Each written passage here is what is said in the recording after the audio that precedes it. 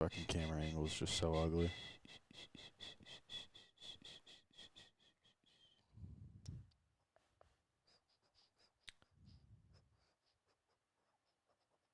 And we're live. Yes. I forgot to do the little thing. So that is what it is. This is actually episode 153. So you want to have a web show. Oh, yeah. Saving. Look at that. Now I'm going to do something that I always forget to do. And that is start recording on OBS. So we'll see how that affects things. Then you might actually have a full We're on res. the Redneck Tech Pro Staffer page. Or we're on the Mike's Archery Redneck, or on the Mike's Archery Pro Staff page. I was like, we had a pro staff? So I didn't know about that. No, we just have staff. Devin, what's up, boys? What is up? Hey, Is that- Clay, are you on the Redneck Tech Podcast Instagram? Will you go live on there for like 2 or 3 minutes? Promoted it for the last 2 days continuously. I know, but we can go live for 5 minutes. Yeah. Might as well I can do that.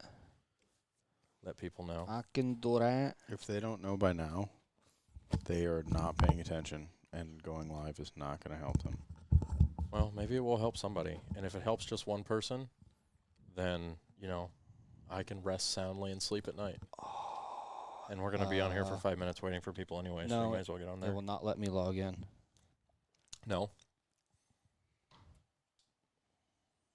I'll do it on. Oh, there it goes. I'm here, boy. Do you want me to go live? Head Busta Turkey calls it Caleb retired. No, he's on vacation, Must be nice. Can't hide money. which is rare for any of us, and especially him. I think this is like one of the first lengthy vacations he's had in probably like 5 to 7 years. So Do you want me to go live? yes. He's on a road trip with the family with the Cope Creative personal, not business trailer. You mean business, not personal? No. It's a personal trailer. Oh. Very important that we say that. Personal trailer. Oh. Way to go, Clay. Say it. Say that you lied. It's actually a personal trailer. We are live. Wait, hold on. Checking the connection. And he is, I don't actually know where they're at in the country. They're just going to a bunch of places. So They just went to Pigeon Forge. Oh. Hey, they're we are somewhere. live, homie. Hombre número uno. Hombre número dos. Señor, how you doing? What number hombre are you? Or can you only count to 2? See.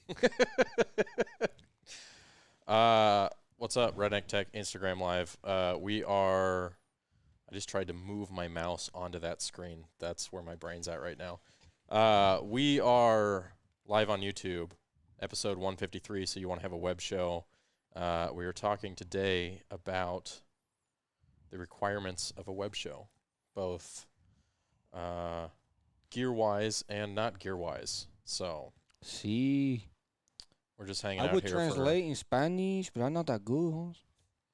No, you can only really do the accent. I only know like minimal things, man. It's getting old now. I like doing it because it's one of the 3 things Ryer thinks I do well. You do a good.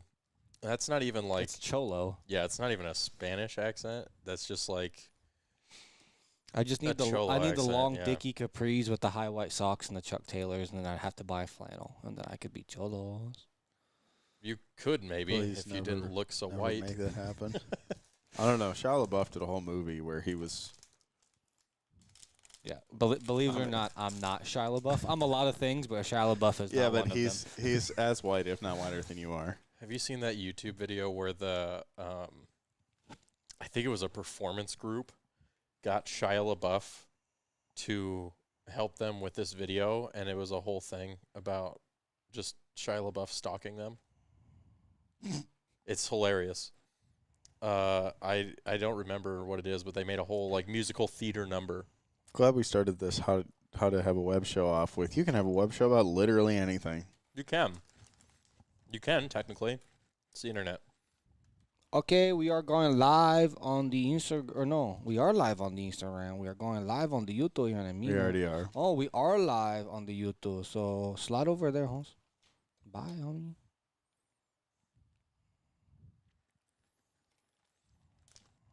We're just gonna hang out here for like 2 more minutes while We I had finish one my rich person. bits. We had one person watch that, and it was Taylor's mom. Oh, Yeah. well, Point proven. maybe she comes and watches. Oh, they both watch religiously. Perfect. They gotta see. They gotta see what you're up to. Do not post that.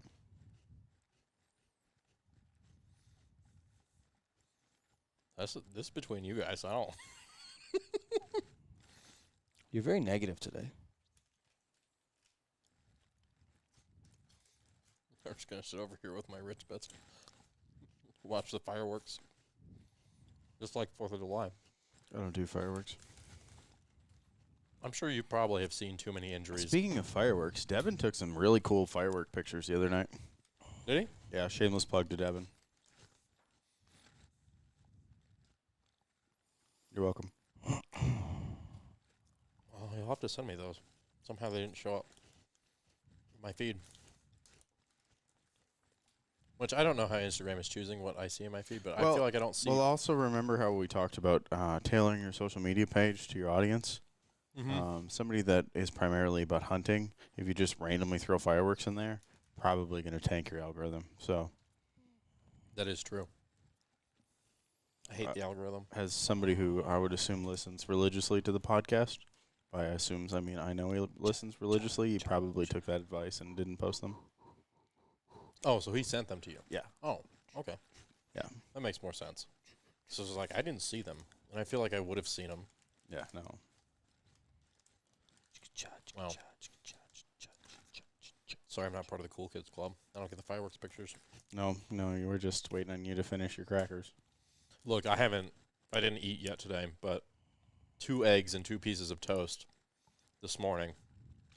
Because I forgot we had a last minute project that we've been trying to coordinate, and also I was trying to do more extensive notes for this podcast, especially with kind of the gear options and requirements that a web show has. So between those 2 things, I forgot to eat lunch. I brought lunch. I forgot to eat it. So I did not forget to eat lunch. I had lunch twice today. Once at 12 and once at 3. oh, that was your second lunch? I had literally, like, when you grabbed my Chick-fil-A cup and asked me what that low straw thing was, I had taken, like, 3 sips out of that. Did you have them deliver that to the office? Absolutely. Wow, that's a next level move that for some reason I've never thought about. And they do? Right to the door? Do we have Uber Eats in Dahlonega? No, but we got Chick-fil-A to my door in Dahlonega. How does that, do they just have their own independent delivery Yeah. service? No, yeah, like cashiers or whatever will bring their little mini Sprinter van out and drop it to your door. For free? I mean, I tipped them, but How much? I tipped them $4. So for $4, I don't have to leave this place? Or sit in line. Or sit in that line. Yeah, yesterday. I don't know if Chick-fil-A is like this everywhere, so if it's not like this where y'all are at, tell me. But I found that most Chick-fil-A's usually have a pretty long line. Well, the one in Dawsonville is u- always bad. You know, I'm used to it to an extent. But yesterday, I went to go get lunch, and the line was, like, wrapped around the building 1.5 times. And, like, I wasn't going to get anything that delicious. I was going to get, like, one of their wraps, the chicken cool wraps, because it seems healthier than most other things. I don't know.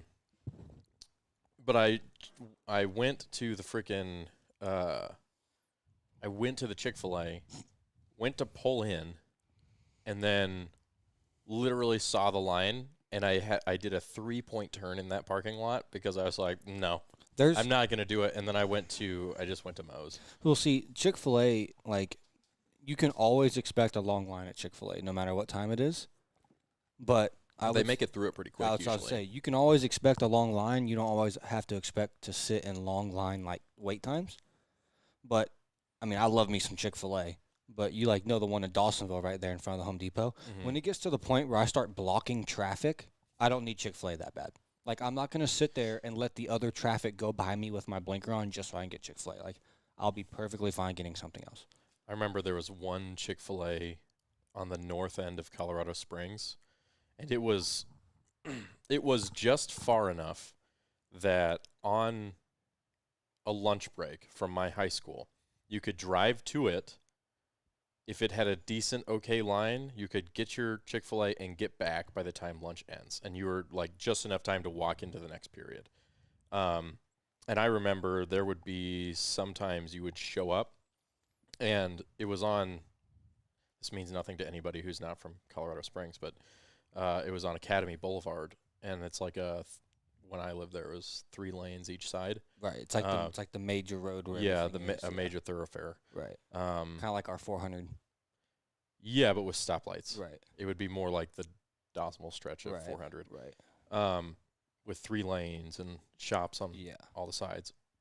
Well, if you got there during one of the peak hours, there would be like the line around Chick-fil-A, and then it would come out onto Academy and down like a light or two. And I was like, who's sitting in that? The turning lane has somehow now grown like 600 yards. Yeah, the turning lane is now just a Chick-fil-A lane.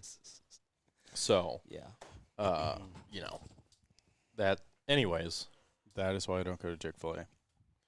You're also from the north. I don't have that kind of patience. You're also a Yankee. But a line, like you could have a 15-car line at Chick-fil-A and a 5-car line at McDonald's, and the Chick-fil-A line would still get you further. Like the McDonald's right by us is probably one of the slowest McDonald's I've ever been to. But almost consistently. Why would anybody worth anything work at McDonald's when they get paid $1 million at Chick-fil-A? Well, yeah, I'm just saying. Chick-fil-A employs like 1,000 people, so yeah, every other fast food restaurant's really gonna suck. But yeah, no, I know. I was just saying, efficiency-wise, Chick-fil-A's got it figured out. 100%. All right, well, now that we've done that, and we've given the folks sufficient time to hop onto the live stream, we're going to go ahead and start and get into our podcast topic. So let's hit record this time. I'm going to hit record this time. Yep, we're going to do it the right way this time. Even though I didn't do this one the right way this time, but it's okay. The one time I did the podcast, I hit the wrong intro first, and then we restarted it, and then I messed it up like 3 times. Yeah, it was a pretty good one to listen to. So, anyways, stay tuned. We've got actual educational content coming your way right after these messages from our sponsors.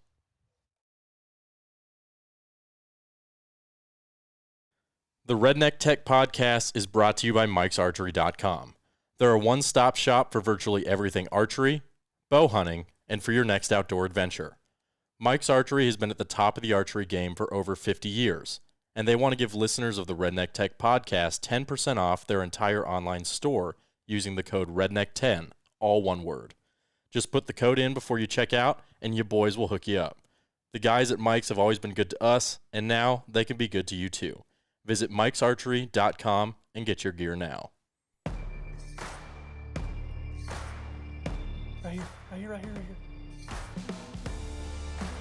Yeah. You want it? Yeah.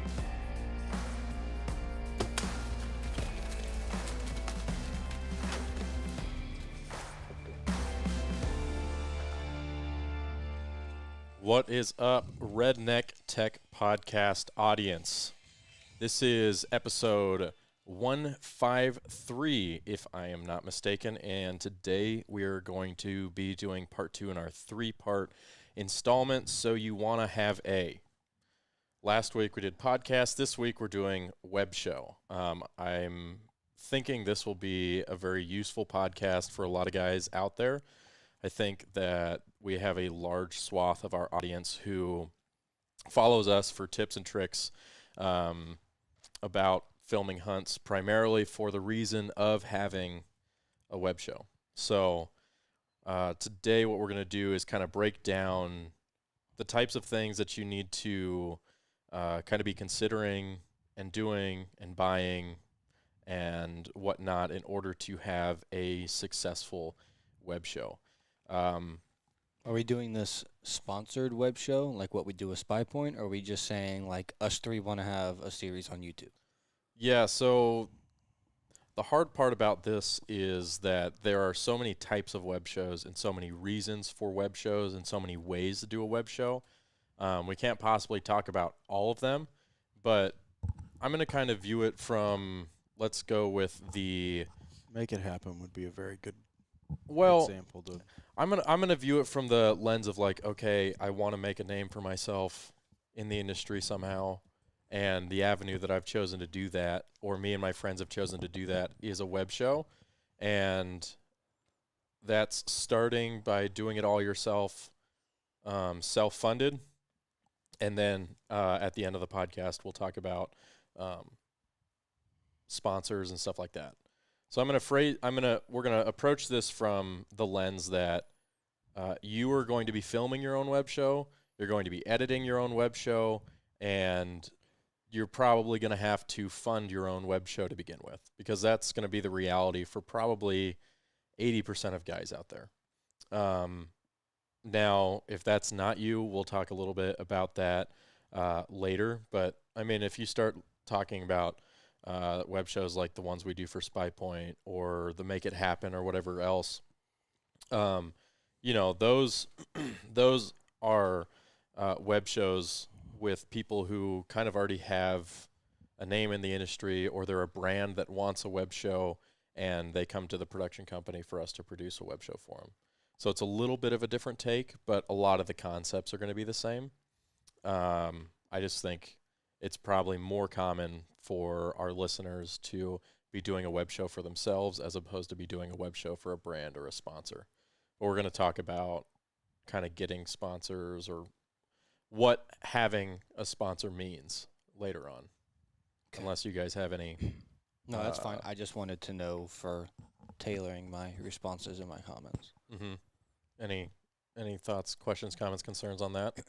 No, just pray it's 2008 and YouTube's just blossoming, because that was the ticket to success. It was. Unfortunately, that time has passed, and it is now much, much harder to find success in that realm. That's not to say that you can't, but just like anything, it's you got to make a name for yourself, and you got to stand out somehow. So that kind of brings us to our first question, really, that you want to ask yourself before starting a web show is, why do you want a web show? What's the purpose of the web show?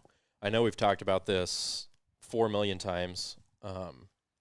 It's one of the questions that we ask everybody when they come to us with, hey, I want to do this, I want to do that, or a company says we want to do this or that. Well, why? What's the end goal?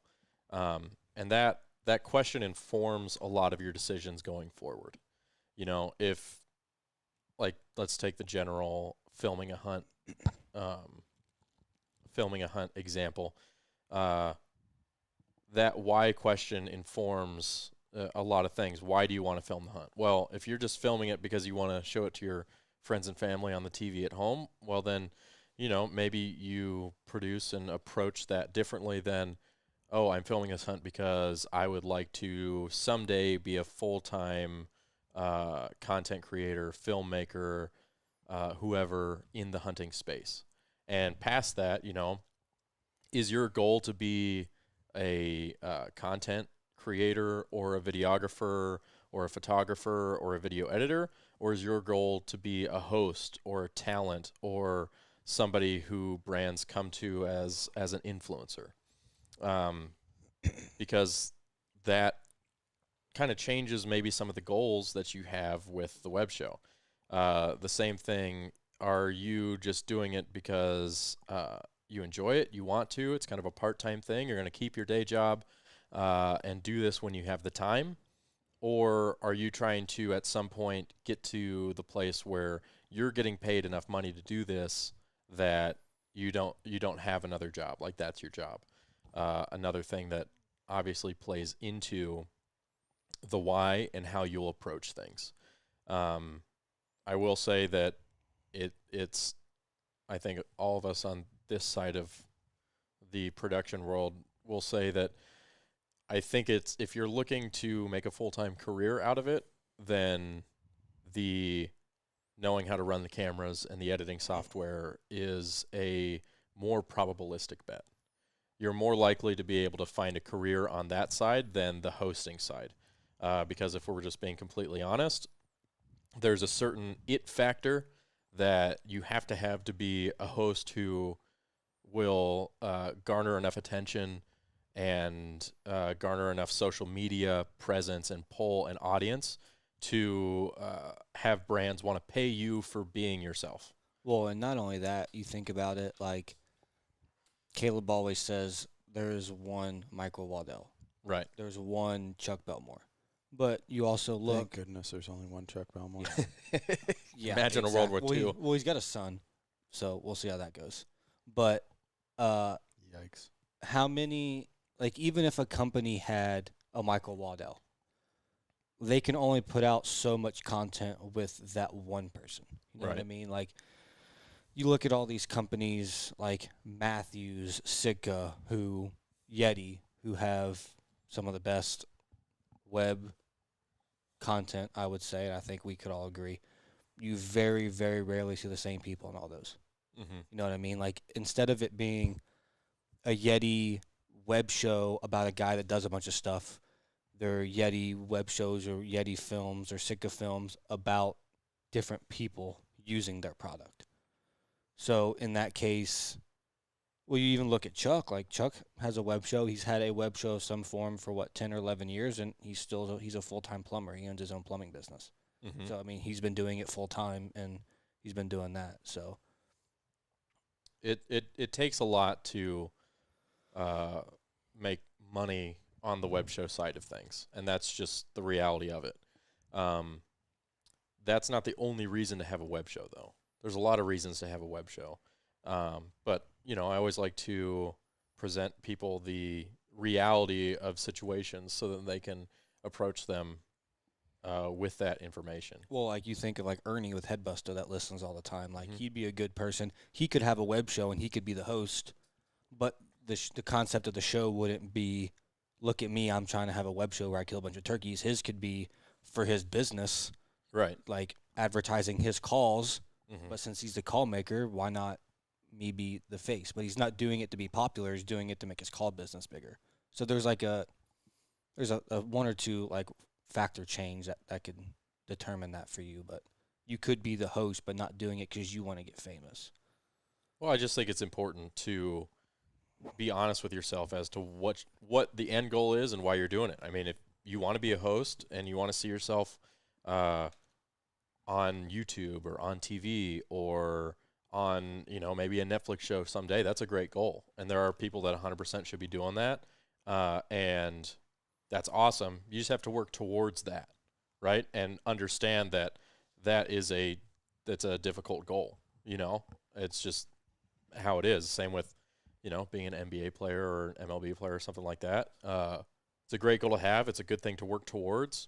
And there's a lot of success that you can find in the pursuit of that.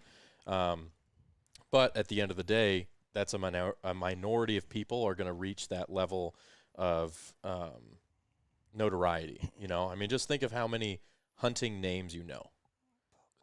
There's a handful of them, right? But think about, for every one of those names, there's a production team behind them doing this kind of stuff. And obviously this is a little bit out of the realm of the conversation, but if you just want to talk about, hey, if your goal is to make money and have a career in this, well, you've got a better chance doing it behind a camera or behind an editing software, or, you know, You've got one Chuck and four of us. Right. Now, it doesn't take all four of us every single episode to do something, but in the grand scheme of things, there's one Chuck and there's four of us. Yeah, just a straight numbers game. Yeah. There's more people on the production side of things than there are on the hosting side of things, on the influencer side of things.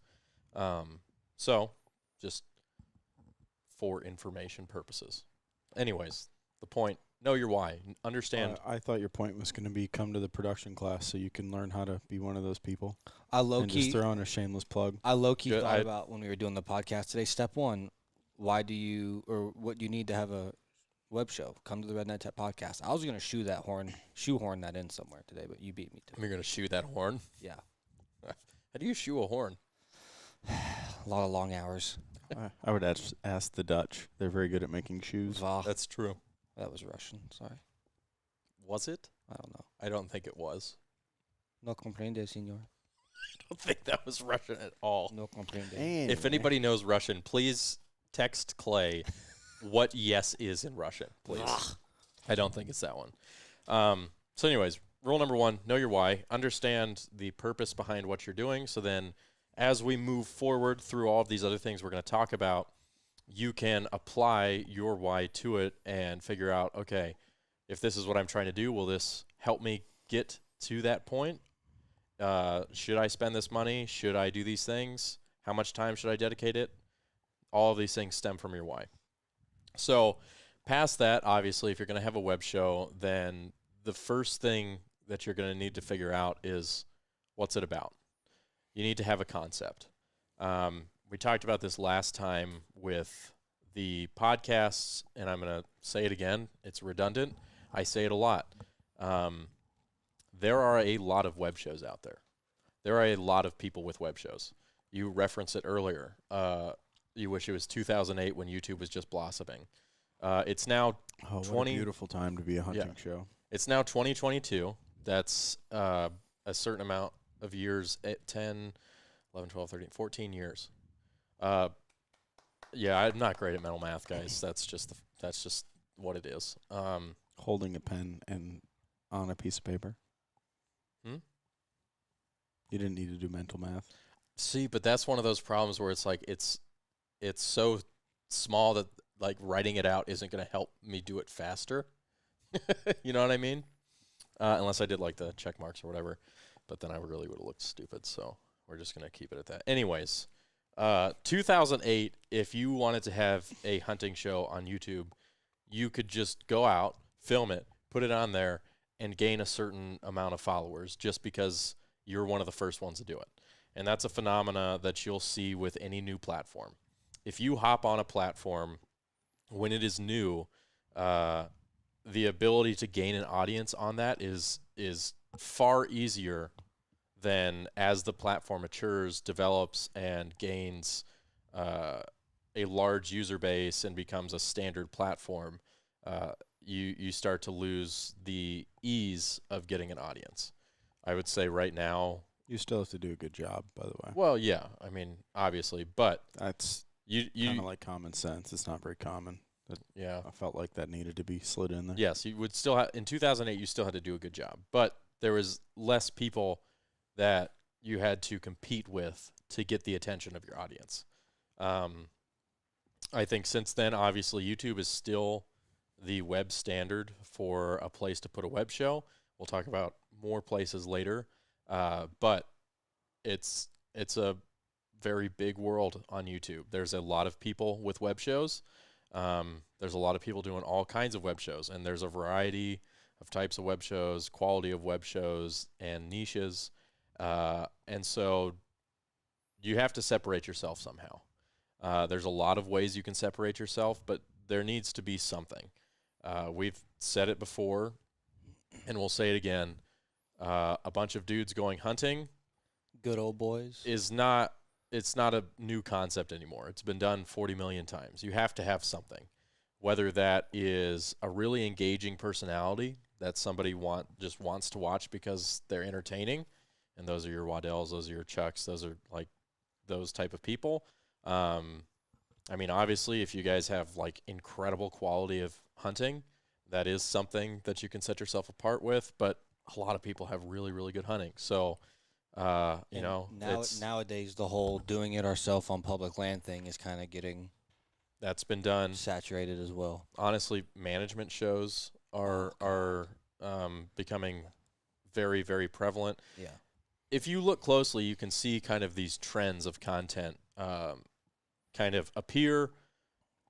Somebody a few people do it really well, get really big doing it, and then everybody else kind of hops on the trend. And Wouldn't it be an then ironic twist if all of a sudden the trend became like high fence hunting? it would be kind of ironic. Just like farm raising deer and perfect genetic specimens. Just like 250s, and that's. I mean, I'm sure there's a web show out there about that. Yeah. Like Um, what's becoming successful, in my opinion, or like at least what I like to watch, is the hunting shows that have a second aspect to it. So like Meat Eater, yes, there's hunting, but there's a second aspect to Meat Eater. would it be eating meat? Well, just whatever whoever just like the background story on their personality Yeah. or whatever it is. I was trying to avoid your sarcastic comment.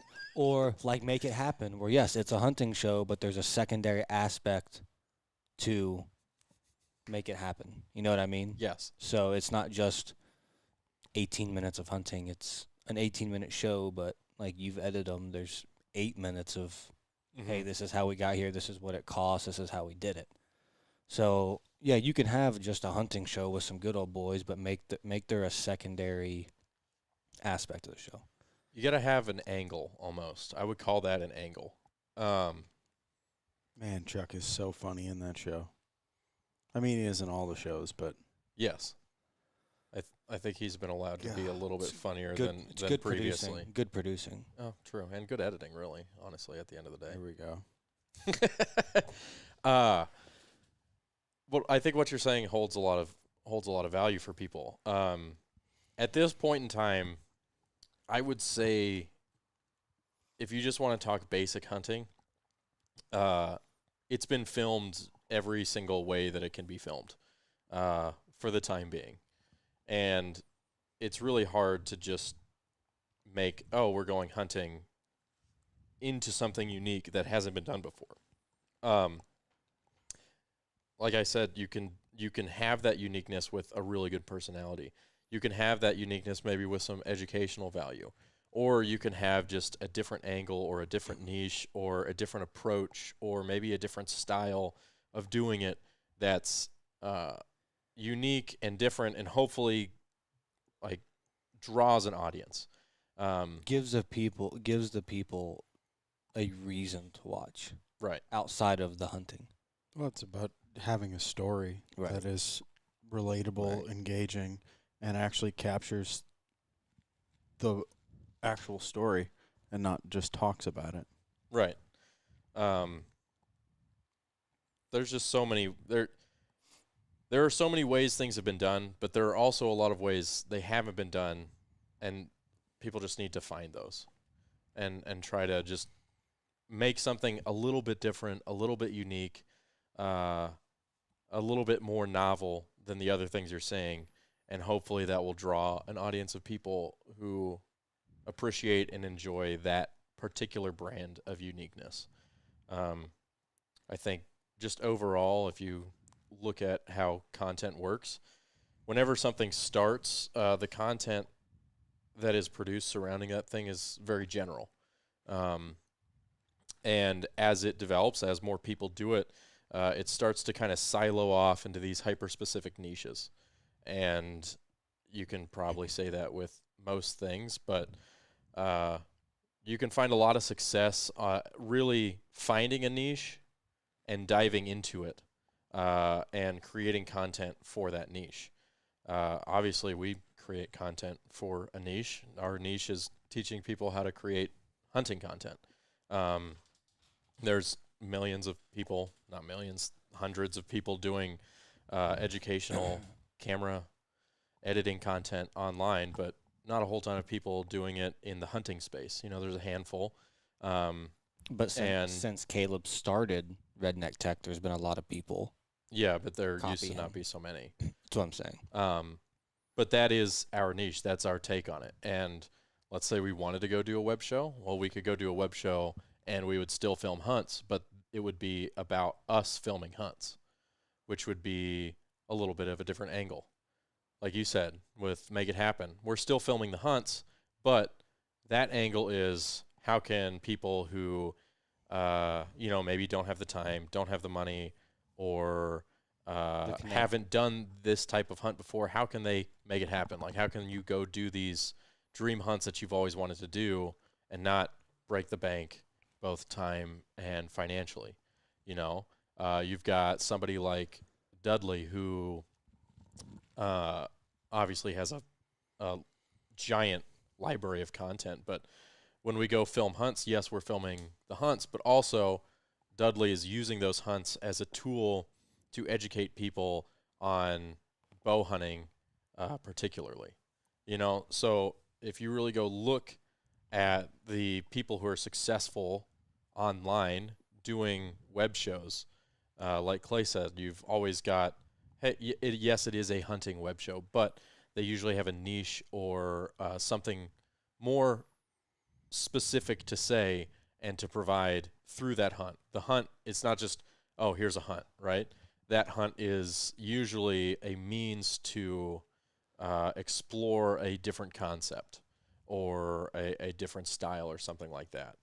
I think it's also important to note that when you're thinking of a concept, especially for a web show, you want it to be repeatable. You want it to be something that you can do regularly. If you come up with something so niche and so unique that you can only do it 1 or 2 times, well, that's not really a web show. That's more of a short film, right? If you're looking to have a web show, you're going to have to produce content, or you're going to want to. You don't have to do anything. You're a free person. You live in America, I assume, except for we do have some listeners who don't live in America. But overall, you're a free person. You can do what you want. So you don't have to make it repeatable. But again, if we're talking about how to have a successful web show, then you do need to have some degree of repeatability and consistency. And so when you're thinking of a concept, you need to factor that in, you know, like the make it happen. We can do all kinds of things relating to that make it happen concept. There's so many different hunts and ways that we can go about finding hunts to do and doing them cheaply or doing them time efficiently or whatever it is, that we know that we could do that concept for 1, 2, 3, 5, 10 seasons if we wanted to. So it's important to just think, hey, can I do this over and over and over again? Can I do the same concept with maybe a different setting or a different animal or a different place, or maybe a slight different variation on this idea a bunch of different times? And again, also brandable. Like, is it something that you can make a brand? Is it something that people will connect to? Is it something that you'll be able to build an audience around? There's a lot of great ideas out there. There's a lot of great things to do content-wise, but not all of them are something that you can create a brand out of.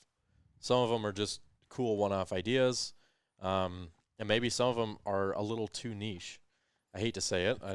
I more and more I feel like, just with however many humans are on social media and the internet these days, there is no such thing that's too niche. But you can certainly, again, if you're looking for a web show that has the ability to maybe one day start bringing in money to cover its own costs, to become a full-time career, then you're going to need something that has enough people or has enough marketability to bring in either the sponsor dollars or other avenues of money. So, you know, all things to think about when coming up with a concept. And I know we spent a lot of time on that, but I think that it's a very important part of the web show process that I think a lot of people overlook. I think it's more important than the rest of everything we're going to talk about. Right.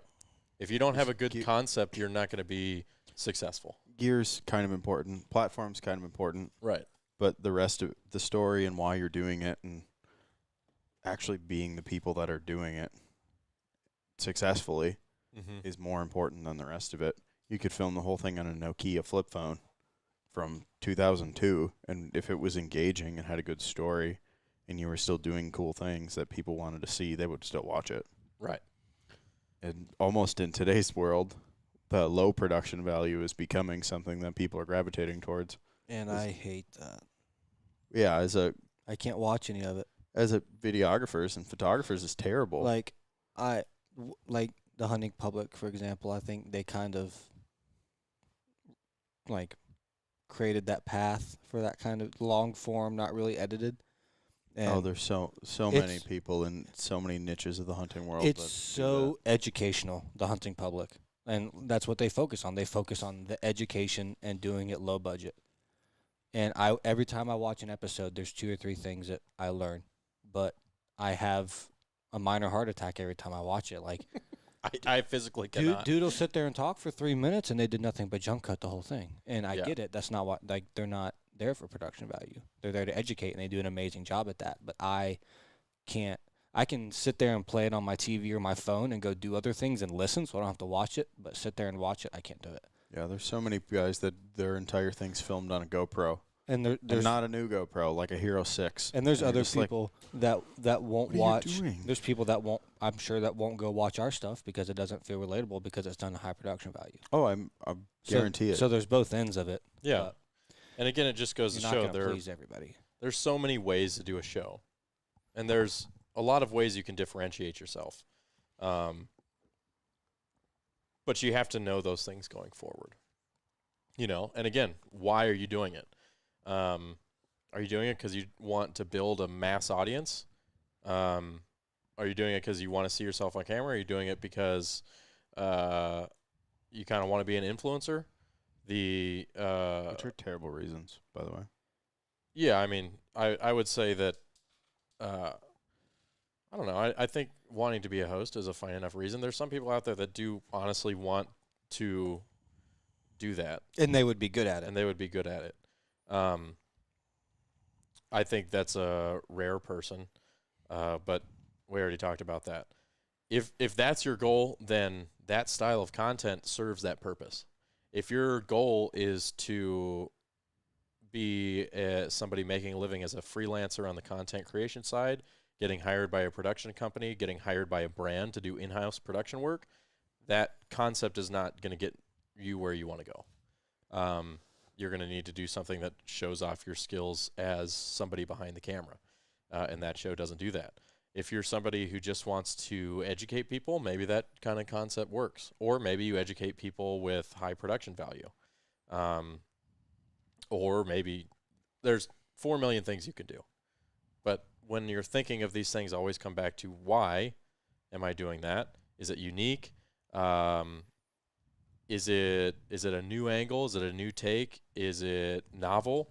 And is it ultimately getting me closer to my ultimate goal? And if your ultimate goal is you just want to film hunts and put them up there because it's fun for you to do it, then hey, as long as you're having fun doing it, then you're reaching your goal, right? Obviously, I think I always feel the need to say that because I know there's guys that they don't necessarily want to be hosts. They're not looking for a career in the industry. They're not looking to be a freelancer. They just enjoy to do it. And 100%, like if you're just doing it for the enjoyment of it, then as we go through and as you're thinking about it, just think, well, is the effort that I'm putting in, like, am I having fun doing it? And if you're having fun doing it, then you've reached your goal. You know, we just always try to speak to all of the different ranges of things that you can do with this. And obviously our expertise lies in doing it for a living and as a career. So Yeah, a lot of what we literally say forget that people do this stuff for fun. Yeah. A lot of what we say just subconsciously biases itself towards doing it as a career because that's where all of us have ended up. And honestly, most of the questions that we get is from people wanting to, at some point, do this in some capacity. So, Yeah, I physically have to remind myself that Yeah. people hunt and fish for fun because I've done it professionally for 10 years. yeah, And I just, like, forget that that's a hobby for some people. right. Yeah. So while Where my we're brain is. talking about this and we're talking about all these, hey, you know, you're wanting to work towards success and money and building an audience and building a portfolio for brands to see, and that's not your thing, that's totally fine. Take what is useful to you and throw the rest out and do your thing and have fun with it and enjoy it. And if you're also doing this for a career, Still have fun with it. Wall? Have Like fun a with little it. motivational sign right here. What? I'll have to pull the audio, but it was very inspirational. It was kind of like a live, laugh, love quote. That makes up for the outbursts he had today. We don't talk about that, okay? Let's get to the fun stuff. This is the fun stuff for me. Gear's the fun stuff. Actually, the fun stuff is the style. Yeah, we can but take that part out of your notes. I think it's also important to note, if you are doing this for a career, have fun with it. If you get to a point where you're hating yourself and you're hating it, reevaluate what it is that you're doing and figure out how to have fun with it. If you're not having fun, then you're doing life wrong, and you need to have fun somehow. Also, this is not a sustainable career path if you're not having fun. If you're not enjoying it and you're not having fun doing it, you're going to burn out, and then it's really going to be tough for you. So that being said, moving forward.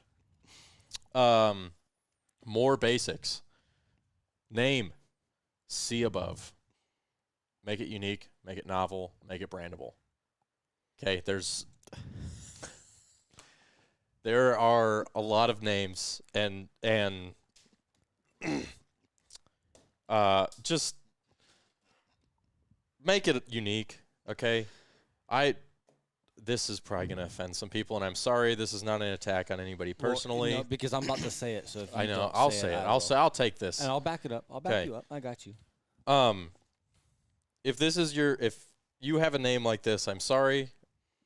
I'm a proponent of tough love, and sometimes the truth needs to be said.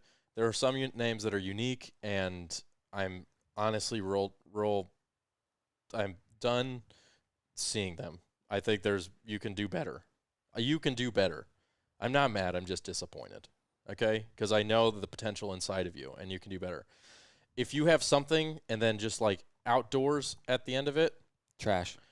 not trash, but it's trash. it's Do better. there's You can so be more- many. There you are can- hundreds and hundreds. I feel like people are just like, my name is Ryer, and I have a hunting brand, and so what is that? It's the outdoors. So now I'm Ryer Outdoors. You know what really is unfortunate about that, though? On the flip side, like from an engagement standpoint, it does super well. I know. Like as far as search engines go. Oh, and it does so- algorithms. like it the does very well. SEOs and keywords. Yeah, Yeah, hate Does- that so much. it does very well. But I see what you're saying. But that's also in the same, like, my business falls in the same category. I just happen to take photo and media and slam it together after wildlife. So, Yeah. I mean, And you could always come up with a Originality unique name and then sucks. just put like outdoors somewhere and get Yeah. the thing. it is bad, though. I'm just saying there is 7 million. I hate this because I use hyperboles and then I correct you're myself. close because at one point 4 or 5 years ago, Caleb counted that there were over 300 network outdoor television TV shows. Outdoor television TV shows, not television web shows, television TV shows. Seriously? Yeah, 300 between the three networks. And, like, 6 of them only got watched. Well, no, what I'm saying is those cost hundreds of thousands of dollars to have. So imagine how many more of those are on YouTube where it's free. A lot. Yeah, So many. yeah. That's what we're saying is, one, there are so many web shows. You have to be unique somehow. You got to be unique. You and your buddies going hunting with me and my buddies outdoors name, you're literally one in a crowd. Like, imagine every single sorority in the entire country gets together in one space. You're just like one of the you guys. Gal pals inside one of the sororities. There's a certain, stereotype with sororities that they all kind of look the same, especially when they go to their events. Imagine you are one of them, but now it's just you and your buddies in the outdoors. That's the same. Like, you have to stand out somehow. And obviously a concept and a name, logo, do something cool. Yeah, the fire department that I was on back home, we had hunting buddies, and one of the captains was like, "Oh, we should call it Brotherhood Outdoors." And we all had, like, T-shirts and stuff. But, like, that's the most generic name possible. I'm sure if you Google Brotherhood Outdoors, How there's about 900 no? of them. How about no? But Well, that's a good example of something that's Right. really cool for you and your buddies. And, like, for us, it was fun. But, like, as anything outside world, just trash. It's just that there's so many iterations of it. Mm-hmm. And it, like, I put this in here. Make sure it isn't taken. Because also I have your logo, social media. Once you figure out your name, you need to go create an account with that name everywhere. Even if you're not going to use the platforms, go get the name, go get the website, whatever. But before you do all that, make sure it isn't taken by either another brand that you didn't even know existed or somebody else, or it's super, super close to something. Gosh, that is a hard part about naming a company. Yeah, like do a little market research and figure out. Like I'm 100%, I say this from personal experience. When I was working in California, we rebranded to The Community Show. Guess what I didn't know existed? The Community Show. Is it a Like an spin-off of actual Mr. Rogers' Neighborhood? No, The Community Show is It's an actual show. It's an actual show about like a group of people at community college Which makes sense. that's on TV. You want to get discovered online and you tell people go look up at the Community Show. They don't see the Community Show, the hunting one. They see the Community Show that's been viewed by millions of happy Americans in their households I've and never on heard all of that. streaming services. Or if you were to like name your show Crushin' Bucks TV or something, someone were to Google that, you'd never be found. The Crush with Lee and Tiffany would show up every single time. Right. But think about the Crush now. Before there was the Crush, when they named Honestly, it the Crush. that happens with Make It Happen, too. Yeah. Yeah, it's Yeah. super hard to discover that. Yeah. You pretty much have to search the name of the episode. Because our social media guy doesn't do a very good job. I didn't name the show. We're not involved in the name, but it's a good show name. It just is it's kind of a common phrasing. It's a good thing to reference in Yes. this aspect and something to pay attention to. Go do a little market research. When you think you have a name, go search that name on YouTube. Go search that name on Google. So go search that name on Instagram and Facebook and TikTok or whatever. And go see. It's really amazing how many names like you can come up with. Like write a list down and then start Googling stuff. Yeah. Like when I was trying to name my construction company out of college, it was like weeks of me coming up with names and stuff that I thought was super unique that I'd never heard of.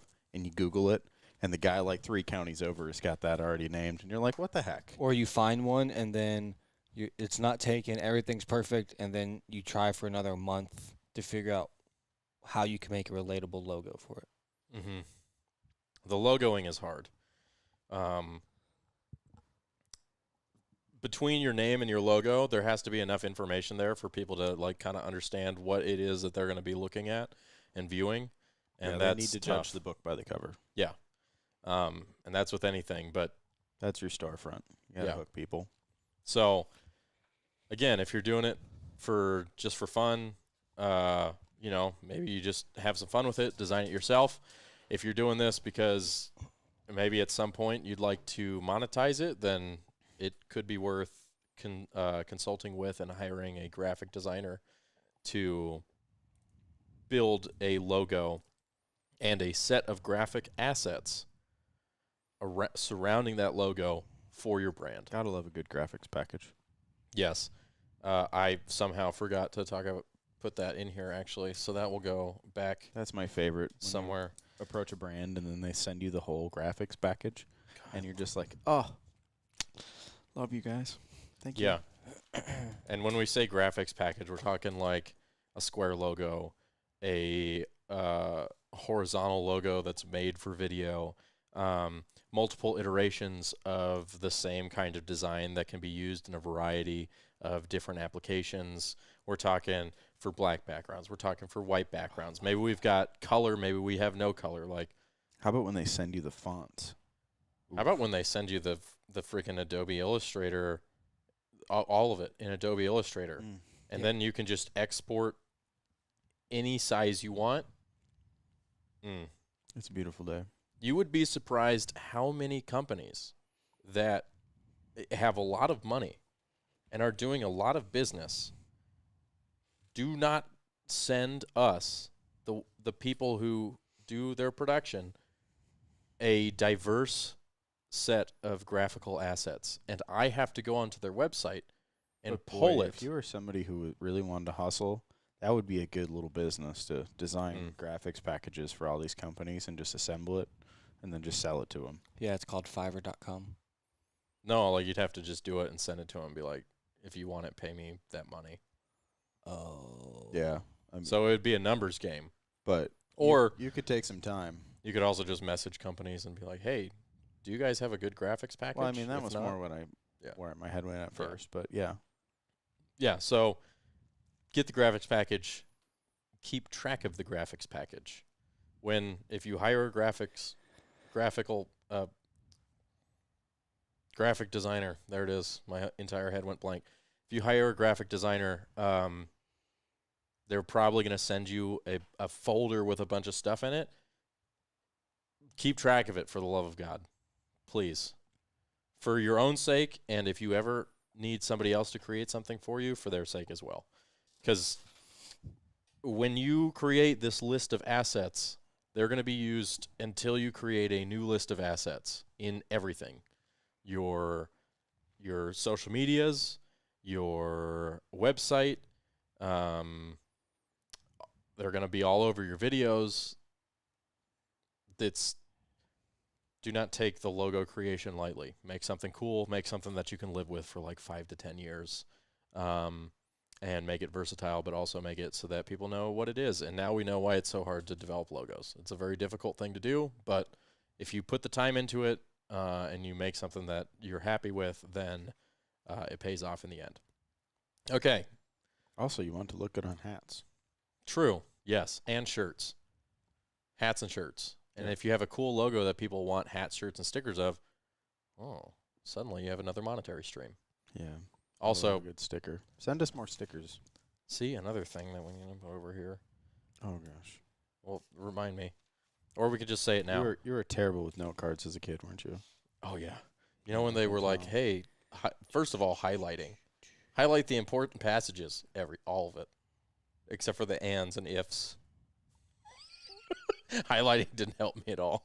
I have a very hard time with deciding what, especially when they're like, some of this may be on a test. You're like, which parts? I don't know. Okay, now is the part that everybody always asks us. This is the questions that we always get. And this is not a comprehensive list. I will say it again. This is not a comprehensive list. This is a general idea list of where you might fall monetarily if you were to pick some of these options. And the reason we're doing this here and not there is because y'all needed to hear about the concepts and the basics before we got into the gear. We're going to talk about gear. We're going to talk about what you need. This is a very minimal list and not at all comprehensive. And there are it's not. It looks more comprehensive than it is, I promise. There are so many options out there, and a week after we talk about this, there will be more options. So Looks pretty comprehensive. I'm kind of just trying to give you guys an idea of where you could be and what kind of stuff you should be looking for. But like I said, it's not at all comprehensive. Also, Tim, I have been seeing your YouTube comments, and we are getting to some of those things in a bit, so that's why I haven't answered them. Why did you just slide in and interrupt? I'm not, huh? Tim. Well, I just want him to know that we're getting to them. Ask yearly if they have logo changes to make sure they didn't change anything in the past year. Yeah, we do that with a lot of the clients, but sometimes they just don't. Did you take my pen? No. Your pen is on your computer. Oh, it literally disappeared. It's right here. I saw you throw something. I thought it was my pen. I was like, why would you do Didn't that? throw anything. Okay, so gear-wise, I have created 3 tiers, one with a half tier, because there was kind of like a in-between tier. But tier 1 is very base level, like what I would consider the minimum.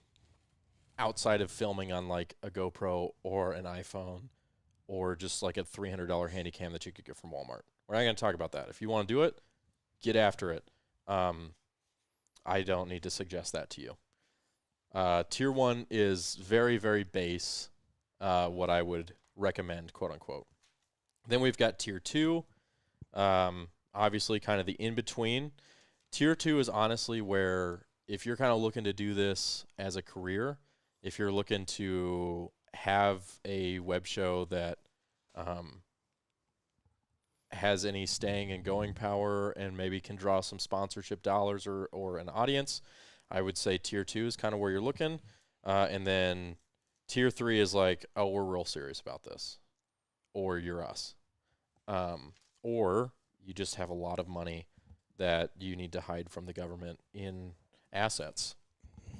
I mean, camera gear is expensive, but I don't know if it's embezzling money. Expensive. No, but it's not. It is write-offable. Well, and it's an asset that constantly needs updated. Like every 3 to 4 years, you could update it and get away with it.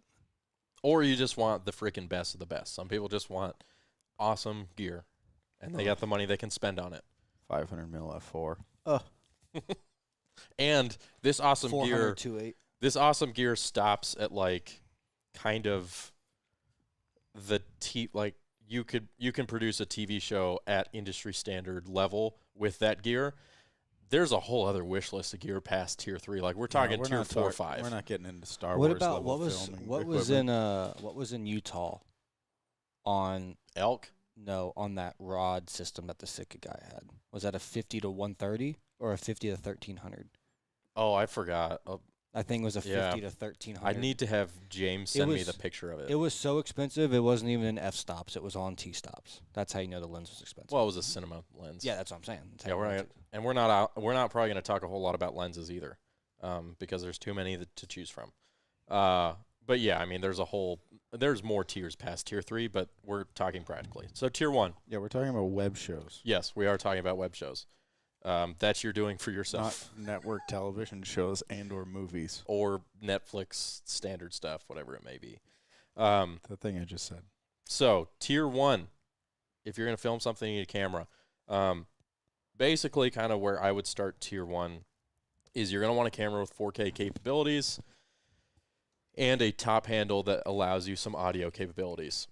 That's kind of... Do you really need 4K? You don't really need 4K, but like at this point, I mean, you're only saving a couple $100 by not getting a 4K camcorder. And I think it's going to actually save you money in the long run, because if all you can afford is a 24 to 105, like you want the best all-around lens you can get a 24 to 105. Well, Tier 1 doesn't have even detachable lenses. I know, but what I'm just saying is, like, if you were 24 to 105 and then 4K. Yeah, it's basically 48 to 210. Exactly. So it can save you some money in the long ends. Yes. Good point. So I think the base, and of course you can get just a 1080 camcorder. I will call them legacy camcorders or legacy video cameras that are 1080, and you can find them. You can find them on eBay, whatever it is. Another caveat, you can find all of these things probably on eBay for a little bit less money than what it is new. We do that with a lot of stuff. We can talk about which things are better or worse to find on eBay, but most of the time you should be perfectly fine finding things on eBay. A lot of our stuff comes from eBay. So, Tier 1 camera, something with 4K with a top handle with audio capabilities. I found a Canon XA40 is kind of where you'd be looking at, and it's $1,500. You can get a kit that's got batteries and cards and all kinds of stuff for about $2,400. First camera I ever owned was an XA20. Yeah. So the only difference in those, they make it 10, 20, 30, 40 is the optical zoom. So the XA20's got 20 time optical zoom, the 40's got 40 time. That's how the Sony equivalent is as well. Yeah, and there's like I said, there's hundreds of choices that you have here. I'm just saying that I would choose something with 4K, something that you can put a shotgun microphone on potentially, and you're probably going to be looking at about $1,500. Of course, a lot of those have XLR parts on. That's what I'm saying. Yeah. That's kind of what I'm looking at with the top handle, because the very next section is you're going to want a microphone. You can do something like a Rode Video Mic 1 or 2, which is its own separate microphone that you put into a hot shoe, and you run like a 3.5 millimeter, which is your standard like aux cord, into the camera. They have 3.5 millimeters to XLR adapters if you needed to put it into an XLR. But those are about as cheap as you can go, and I think the base level is a $70 one. For the Video Mic Go 1, for the 2 is like $90. That's an option for you. You can also go with just a kind of a typical on-camera shotgun microphone, like a Sony ECM V61 short shotgun. That's $200. I've had the same short shotgun on my camera for like 7 years. So some of this stuff, you can really go super cheap, but if you plan on doing it for a long time, I personally think there are items that are worth spending the extra money on because you could just use them from camera to camera to camera to camera. And they're not going to be outdated. Both of those are one of those things. The next one is definitely one of those things. But like I said, if you're just doing a really budget thing, I would say you need a tripod. And so I found on B&H a Magnus VT300 combo, $79. It's aluminum sticks with a fluid head. I'm sure for $79, it's not a great fluid head, but it's a fluid head. If you are doing video, you need a fluid head. They have photo heads, and they are cheaper, and photo tripods are cheaper, but when you're doing video, you need the ability to pan and tilt your camera smoothly, and a video head allows you to do that. Photo heads don't have that built-in resistance that a fluid head would have, and so you're going to get those weird jittery pans because, again, it's not built for video. A good video head, you can loosen the pan and the tilt all the way, and you can set your camera upright at level, and when you let go, your camera should not tilt. Yeah. It should not, like, it's not always going to stay perfectly level, but it should not slam all the way forward or all the way back. It should have those resistances you were talking about. You should have the ability to balance the camera on top of it, and also some sort of resistance in both the pan and the tilt axes of it. Like I said, that combo $79. That's pretty dirt cheap. Then you can go and get like a Manfrotto 290 extra aluminum, and it is $200, and I think it comes with a Manfrotto head on there. A couple things. Obviously, I said fluid head. I personally am a fan of, if I'm picking out a tripod, I want one that has the twist locks. So like they use a screwing motion to lock the leg into place as opposed to the clasp or clamp locks. If you use it for enough time, everything shrinks and becomes loose. The clamp locks will at some point not be able to properly clamp onto the legs, and so you'll have to get new sticks. Whereas they will break on an airplane. Yeah. I was going to say, you can tighten those for a lot.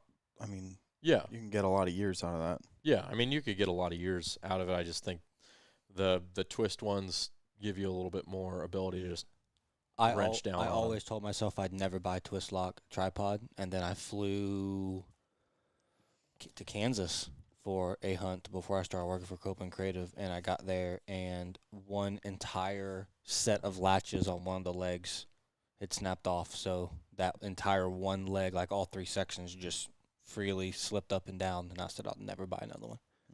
I actually like my clamp ones. They're definitely faster. They're faster. Much faster, 100%. It drives me absolutely. I don't like tripods to start with, but it drives me nuts to have to sit there and fiddle with that and like loosen it and tighten it, and like you're in a blind. I just want to open it. I want it to do what I want, and then I want to close it and be done. Yeah, that's just me. It's become second nature to me, so I just kind of do it on the run. The other thing is, I think a twist system can potentially be quieter than a lock system because you don't have a hard stop and start. Why it probably not a whole bunch, like the twist still makes some noise. but at least it's kind of a little bit of a softer noise sometimes. And But I said potentially. I mean, not all of the clamp, like lever locks, are going to make noise. yeah, And you can do it to where they don't make noise if you're just got some skills. But the clamp locks have the potential, or the twist locks, I feel like, can be quieter. yes, Sometimes. Sometimes. Past the tripod, if you're filming from a tree, you're going to need a camera arm. I think the only company really right now making camera arms is Fourth Arrow. There's a few other companies. Is there? Muddy still makes camera arms. Yeah, but they don't make the big ones. No, but for tier 1, doesn't matter. Right. Even tier 2, it doesn't matter. Right. Because I have one that I like. The smaller version of what we have. Yeah. That's held up for me. Heck, I was running my D850 with my 200 to 500 on it. Didn't have an issue. And then there's a couple like weird. I'm not gonna remember their names, but there's a couple like niche companies. On a limb. Yeah, Outdoors is there's also one of them. Mm-hmm. There's literally a company that makes like a freaking dolly that you stand up and mount like the ratchet and harness and system, everything like head level, and then you sit down and literally like a dolly crane arm like comes down in front of you. Yeah, I always thought that'd be fun to play with. I'd love to see you set one of those up It seems. Why are you saying that? because I'd love to see you get mad. I don't ever get mad at my freaking. I do. I'm fine at setting up a tree arm. No, I'm talking about the giant dolly Yeah, arm thing that would come. Yeah, that's not quite the most practical. It's a cool thing. I don't think it's very practical. Like, But It's he's a cool- niche. He's niche. Range of motion would be incredible on that thing, though. Yeah. it's a cool idea. It's a really good idea, and Where in do the you want to right film? Everywhere? Okay, got you. and in the right application, I'm sure it's a awesome thing to have. It's not super utilitarian, in my opinion. My point was just there are other companies out there besides Fourth Arrow that make camera arms. And for a camera as small as like what we said at the tier 1, you can probably get like their base model, and you're probably looking at anywhere from $100 to $200, maybe $250. But Yeah, and I mean, like all this stuff, you could go on like Bedford Camera and get this all in a package. yeah, They're, I mean, said and done from camera arm to camera Mhm. arm. Boom, done. You're ready for hunting season. Yep. In your tier 1. Yep. I wouldn't buy one of their packages if you were going to go into a different tier than that, but yeah. if you want to just start. I forgot about Bedford Camera. That's the thing. That's the strange. There's a strange thing that happens once you once you get out of filming with kind of like the video camcorders. The companies that provide equipment for like filming hunts no longer have the things that you need. Like I feel like Campbell Cameras was the last company that sold. At that time, it would have been DSLRs and stuff like that, and like pro level cameras. Past then, they're not in business anymore. I mean, Bedford does. Do they? Sell all that stuff. Okay. Yeah. Their stock's not always, hasn't been very good the last couple of years, but neither is any camera store. So, Yeah, but yeah, they stock all that stuff. Fun interesting. fact. We just always go to B&H, I guess, or Adorama, or Amazon. Here's another thing: if you have if you're a college student, Adorama will give you a college discount. Really? Yeah, we squeaked a few things out of that when I first started working. When you here. went to college for 9 years?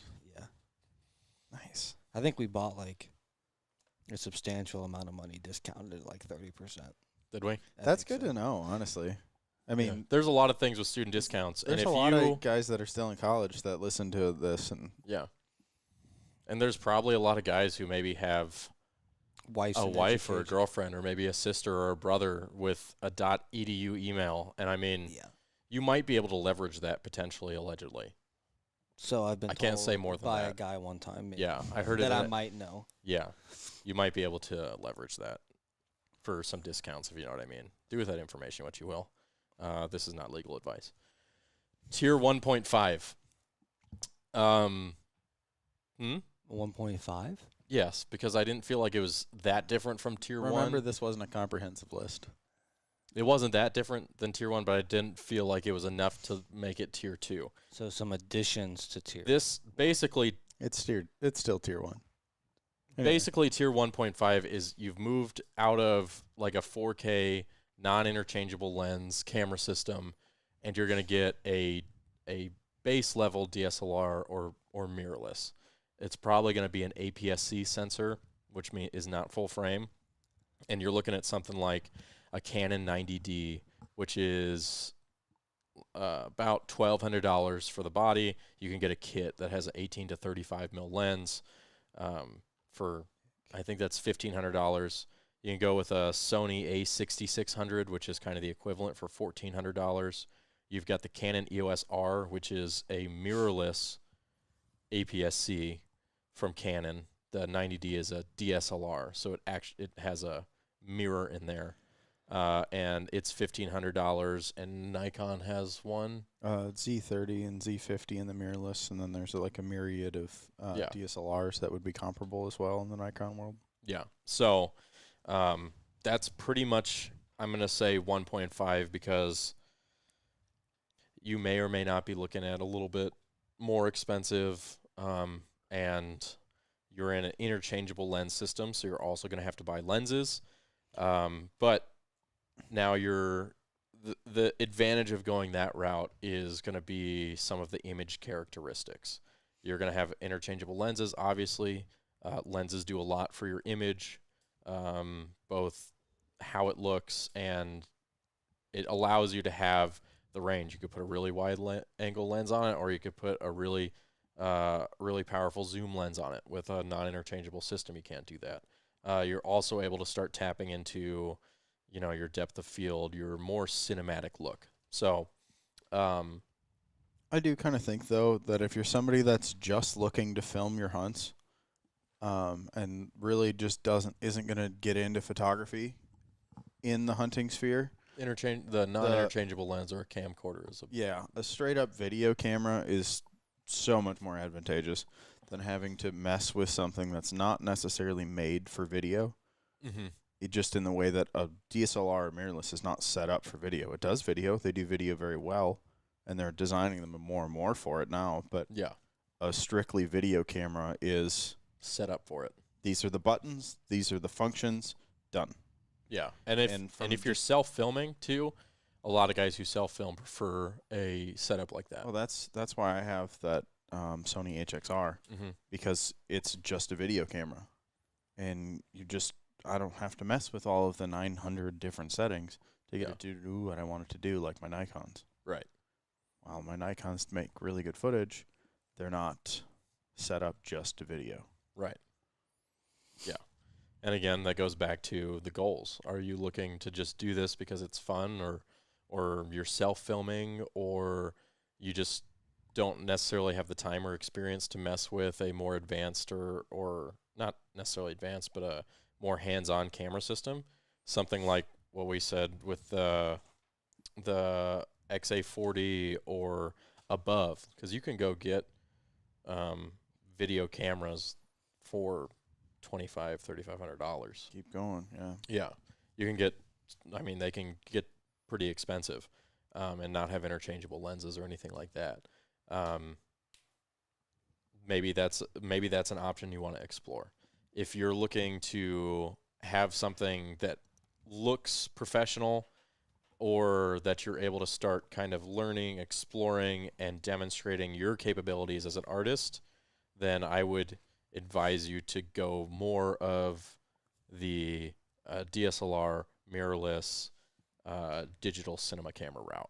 Also, because those are the cameras that are going to start to give you the artistic options that you will want. Also, if you're doing this to eventually get into the freelance game or have a web show with sponsors, the people that hire you are going to have photo requirements. So if you can only afford one camera, get the DSLR mirrorless type, because you can video and photo on that. Yep. So good call on that, Clay.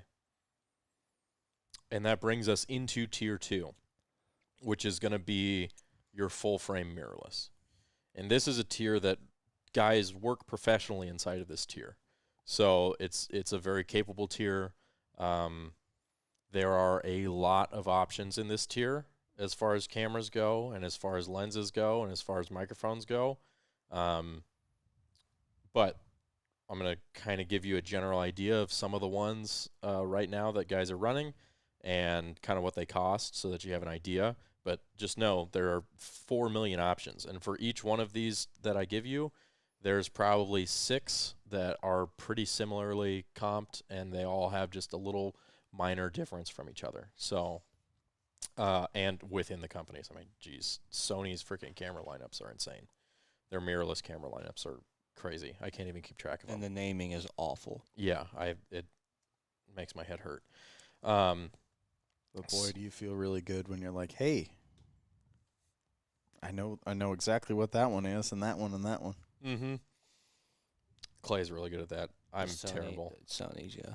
So we're starting to look at full frame mirrorless. There are full frame DSLRs. You can film on the full frame DSLRs. I did it in British Columbia earlier this year. But I would say that if this is going to be your main camera that you're filming on, I would say go with the mirrorless. They usually have better video options. You've got your Canon R5. We've got one of those. It's about $3,400 for the body. You've got a Sony a7S III, $3,500 for the body. Nikon Z7 II, $3,000 for the body. And then Panasonic's got a GH6. Caveat, it's a micro four thirds sensor, so not a full frame, and it's about $2,000, but I've seen people use them, and they produce a pretty good image. They have a full frame one. I can't remember. It's something one. We used it in the Panhandle when I went on that boat trip. Oh, okay. Can't remember what it's called, but they make a full frame one that was nice. And it's like 4,000, something like that. I'm sure most companies will have a full frame camera body that is and camera companies are beginning to, like I said, with content. It used to be there was just general, and now we've got all these niches. Camera companies are doing the same thing. They're creating cameras for niches, and you could have 2 or 3 cameras that have probably 90% of the same capabilities, but maybe they're biased a little bit more towards a video shooter. Maybe this one's biased a little bit more to a commercial photography shooter, and this one's biased towards somebody who takes their camera out in the field and shoots. You know, like there's so many options here, which is why we can't possibly go over any of them. But overall, you're at tier 2, you're looking at $3,500 plus for just the body. Yeah. And then obviously you need to get lenses. That's a whole other discussion, but I wrote down here, like, if I was going to go get lenses on kind of a budget, I'm looking at the Canon EF lenses, unless you're running the RF cameras, but that's, if you're running the RF cameras, you know you're running the RF cameras. But if you get the RF camera, like you can get an EF adapter. Like we did, you get the adapter. I think it's $100, and then you can get, because now that they have their new mount, which is the RF mount, all their EF glass, which is their quote older glass, which is still amazing because we still use it, is going to be cheaper. So you can spend $100 on an adapter, get the lenses cheaper, and then So if I was doing it, I would just go with the F4 versions of the big 3, as I like to call them. So you've got your Canon EF 24-105 f4, a Canon 16-35 f4, and a Canon EF 70-200 f4. The first 2 are about $1,300. The last one's $1,500. So you're 1, 2, 3, about $4,000. That's their retail price, brand new out of the box right now. Yeah, especially because I think they've got the RF ones. yeah. Wow, that's like very cheap. No, it's not bad. And those are F4s. They're not F2.8s. Yeah. You could step down and get an F2.8, and they're going to be about double that. But again, tier 2, we're kind of talking about a little bit more budget friendly. So also, how many times do you really shoot at 2.8? I shoot at 2.8 a lot. I'm a big 2.8 guy if I have it. But yeah, you're more of a 7.1. Yeah, I'm almost always at 7.1. Yeah. Really? All For photos? 100%. Really? Mm-hmm. I ain't never done heard that, foe. Well, it gives you a little bit more sharpness, a little bit more in focus, and easier to catch focus with it, and you still have a nice depth of field. Yeah.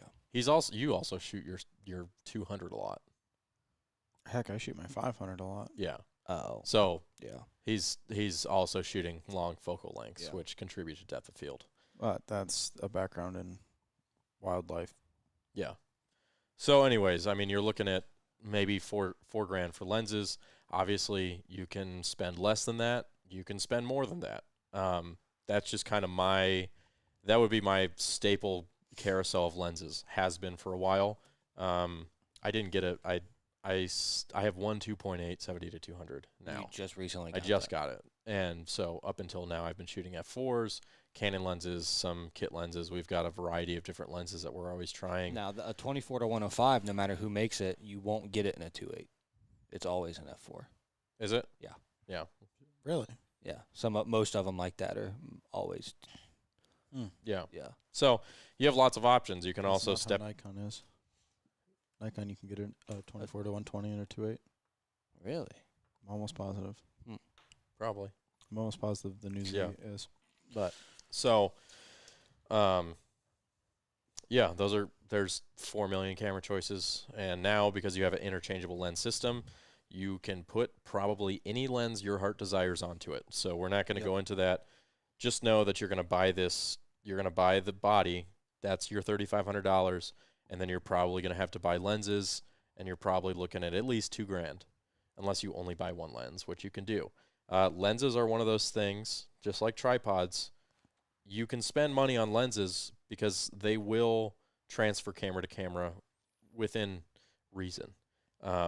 You could buy, if you buy a full frame lens, 70 to 200 2.8, and you take care of it and don't let the front elements get scratched, and you don't beat it to crap, then it will last a long time. You could carry that from camera to camera to camera to camera. I mean, years and years and years. I mean, there's professional photographers who have probably had the same lenses on their cameras for 10, 15, 20, 25 years. Oh, 100%. So And it's one of those they've things. gone through a different body every 2 or 3 years. Yeah. So lenses do not often become outdated. At their base, it's just glass in a casing with some mechanical elements that allow you to move your focus and zoom and stuff. So, you can spend money on those and know that you will get your money out of your investment. Lenses are also something. Any of these you can get on eBay for less money. You can get any of these things for less money, especially what I gave you was kind of camera-wise were kind of the newest versions of a mirrorless camera that is biased towards a video shooter. Each of these cameras has previous versions that you can find A, for cheaper, B, used for much cheaper, especially when people upgrade. Yeah, I was going to say, don't shy away from the used market. No, never. We buy a lot of stuff used. That A7S III, I have the 2017 version of it, the A7 III.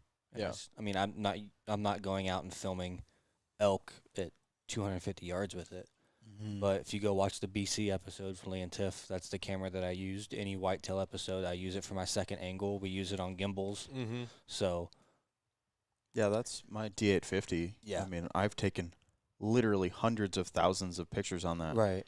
And I bought that used. Yeah, they're not And like it's was like my in 20 mint condition. the A7 something, the A7. So I have the A7, just to put it in perspective, I have the A7 III. It's from 2017. Devin was saying that $1,500 to $2,000, and it's pretty good. Yeah. So when that camera came out brand new, it was $2,500. The A7 IV just came out the beginning of this year, 2022. Mm-hmm. It has 6 more megapixels, and it does like 4 more frames a second in photo. Mm-hmm. Now, mine will shoot 4K up to 30 frames a second. It won't do 4K 120. The new A7 IV will. But 5 years ago when I bought that camera, 4K 120 wasn't a thing. And to this day, It's barely a thing. we're literally only shooting, we talked about this the other day, we're only shooting 4K on all of our projects because on the FX6, it doesn't bog down our cameras. Or our computers. If it shoot through our computers and editing, we'd still be using 1080. Mm-hmm. But because it's so uncompressed and the file sizes are small enough, We shoot everything 4K. Otherwise, we'd be shooting 1080 on everything still. So. Yeah. Again, why are you doing it? What's the ultimate goal? What do you want it to look like? All of these things inform how much money you want to spend, which is a question of why, like how much budget do you have, inform a lot of these things. But that's where like buying something used allows you to extend your budget so much better and be able to buy a little bit better piece of glass or a little bit more advanced piece of gear. Right. And get that little bit of jump on it. You know, being able to maximize your budget and get the best products to make your job easier is incredibly important going into this. So I will give the people a little hack, side note, rabbit hole of how I was able to afford my A7 III when I first bought it. So I rented it from Lens Rentals to see if I liked it before I bought it. I paid like $200 for like 4 days or something. I then was going on to print my return label and everything, and I saw this thing that told me I could like add on to my the length of my rental. So I went on and looked, and I could add another like week for another $200. Well, at the time, the job I had, I was getting paid every week, every Friday. So I literally just kept adding on a week every time I'd get paid until I had the camera paid off, and it was mine. You could pay it off through renting it? Well, like they would let me rent it up to a certain dollar amount of what the camera was worth. So like you could buy straight from lens rental. So they would charge you basically like $200 or $300 more of what the camera was worth from like B&H or something. But it was basically like having it on a credit card almost. I was able to rent it up to like 50% of what the camera was worth at one time, and then they'd made me pay the rest, but I was able to save and pay it off at the same time. That's slick. It was a little hack. eBay also has credit options. Yeah, like the eBay pay-as-you-go thing. Yep, there's a lot of credit options for that. I've bought so many things through Adorama, B&H, and Best Buy credit that it's disgusting. Yeah. There's a lot of options. Tim says Adorama B&H used department. They also have stuff true. on there. I didn't think about that. Yeah. Yeah. That's Anyways. where the 850 came from. Mm-hmm. This is not a gear podcast. There's a lot of ways you can get your gear. This is just the things that you might want to take a look at, but don't be afraid of the used gear. It's not a gear podcast. You have 17 pages of gear. Well, because I have to go through it. I think that made it a gear podcast. It's not a gear Are we on to podcast. tier 3 now? Not yet. We have audio. Oh. You could step it up, your audio to. You're gonna need audio that will slide into a cold shoe and plug in via a 3.5 millimeter adapter for most of these cameras. You can do something like a Rode VideoMic Pro for $230, and a Rode VideoMic NTG Hybrid for $203. Those are both shotguns. At this point, I'm also gonna say you're gonna need a lav mic. You could go with a Rode Wireless Go 2. That's what Caleb runs right now. And those are about $390 for a kit that includes your receiver, 2 transmitters, and microphone cables. You can get it without the microphone cables for $224, or if you just need one mic and one receiver, that's $212, and cables are $99. So Also, I don't know if the Sonys or the Nikons do this, I don't know if the Canons or the Nikons do this, but Sony has an not aftermarket because Sony makes it. They have an additional top handle you can buy for their DSLRs that slides into the hot shoe, and it gives you 2 XLR ports. Yep. So you can do that because in the long run, your XLR audio will be more durable. Is that the same handle that came on the FX3? Pretty similar. Basically. It's the same exact thing except for how it attaches to the camera. The one that you would buy for like my mirrorless doesn't have the screws that yours has and yours doesn't. Basically the same exact thing. Yeah. So That's neat. I didn't know that. Yeah. Support, you can start stepping things up with a Manfrotto 500 head with a 190X aluminum tripod. That's going to be $419. I think that's what that is, actually. I think so. And then you can start kind of getting a different stick and head combination. Again, you can spend a lot of money on good support equipment. It's worth it. I would say if you can find sticks with a bowl adapter, it's really nice. I refuse to run tripods without a bowl adapter because it just makes leveling things so much easier. You don't have to level it with 100% with your stick levels. You also have the ability to do it on top of the camera with a bowl, so it's super, super nice. And you don't have a center pole. I do. No, like a center column post that comes between the legs. Yeah. Yeah. Yeah, you don't have one of those. So yeah, that blows. I would say at this point you're probably looking at like Benro or Miller sticks, and you're looking in the $200 to $500 range. And now for your head, obviously, it can be whatever you want. Fluid head, Benro, you're looking at $100 plus. Manfrotto, you're looking at probably a $200 plus, starting at the 502 and heading on from there. And then Sackler, you're looking at $650 plus. Again, you could, if you get a really nice fluid head, you could carry that through your entire career. I know Caleb's been running the same fluid head since he started. I've had pretty much the same fluid head on mine for a long time. You can. I've been through 3. Really? Yeah. Oh. I had the Manfrotto, so there was a little plastic piece. And I was in a tree stand, and it somehow I did something, and it popped off, and it fell in the creek. That was below the tree. I've literally never had anything like that happen with my Sackler, and that's why a Sackler is going to be starting at $650 and moving up from there. But when you loan it to someone and they break a screw on it, it's going to cost you $70. Yes. The screw I was just the final straw, and that screws back, okay? Boy, that was a long time ago. Mm-hmm. Yeah, that blue Benro SR6 that I had that we now use for the slider is the first video head I bought in 2018, and it finally took a dump this past year. Yeah. So you could spend a lot of money on either of those things. You're never ill-advised for getting the best sticks and tripod head combo that you can find. If you spend money on it, it will last for a long time. There's two we ways. We beat the crap out of our tripods and our tripod heads, and I love hearing every time mine's in my backpack and I move and it just hits a tree. Ding. And you're just like, yeah. Oh, my soul. Yeah. There's two ways to look at it too. Like if you're not doing this full time, but your plan is to do it full time later, what you can do is get the best you can afford. That's not like the best of the best of the best. Like get the Benro or the Manfrotto instead of the Sackler. Use it so that you're not completely just blowing your entire life savings, hoping that this whole freelancing or web show thing works out. And then once you're finally making money and you can afford to 1 month buy the Sackler head, then 3 or 4 months later buy the Miller sticks or the Benro sticks, and then 3 or 4 months later buy the $750,000 Sony lav microphones, like stair step your way into it versus once a year for every 5 years having to buy a $100 Manfrotto head and tripod. Yeah. You know what I mean? So, or you can, if you're wealthy enough to where you can buy all those things right out, obviously 100% buy them outright. But yeah. Once you get to this tier, you're probably going to need a bigger camera arm, and so you're probably going to be looking at $250 plus to support that weight.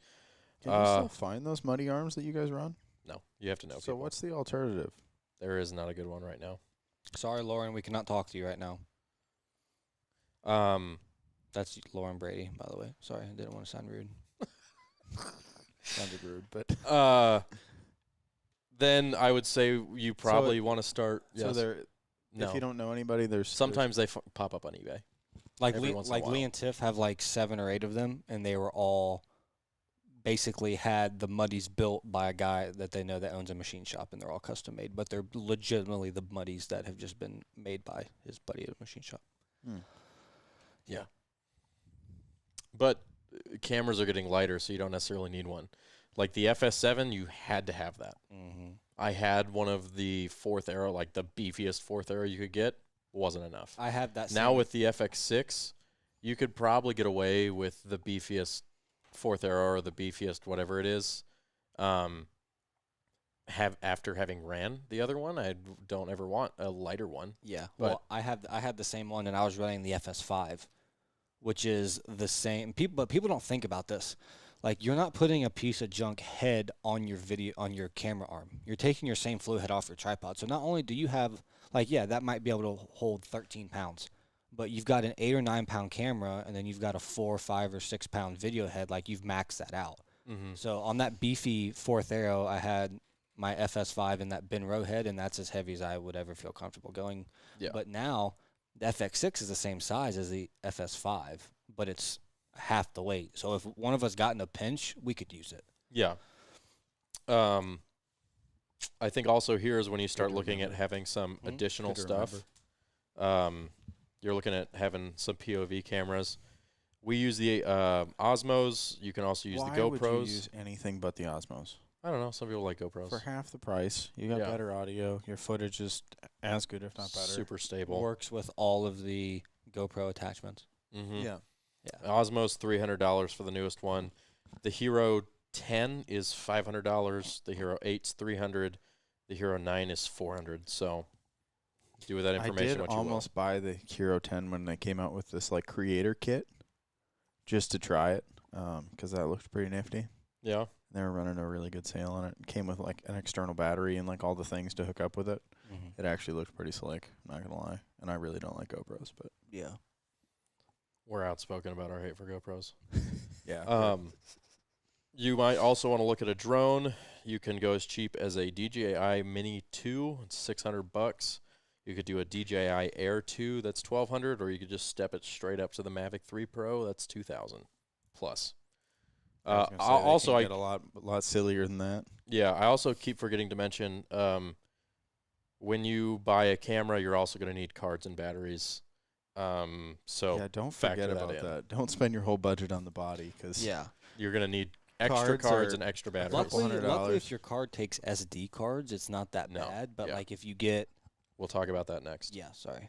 Any camera that we ever run, well, like the Sony A1 is a DSLR, and you can run SD. It's not. It's mirrorless.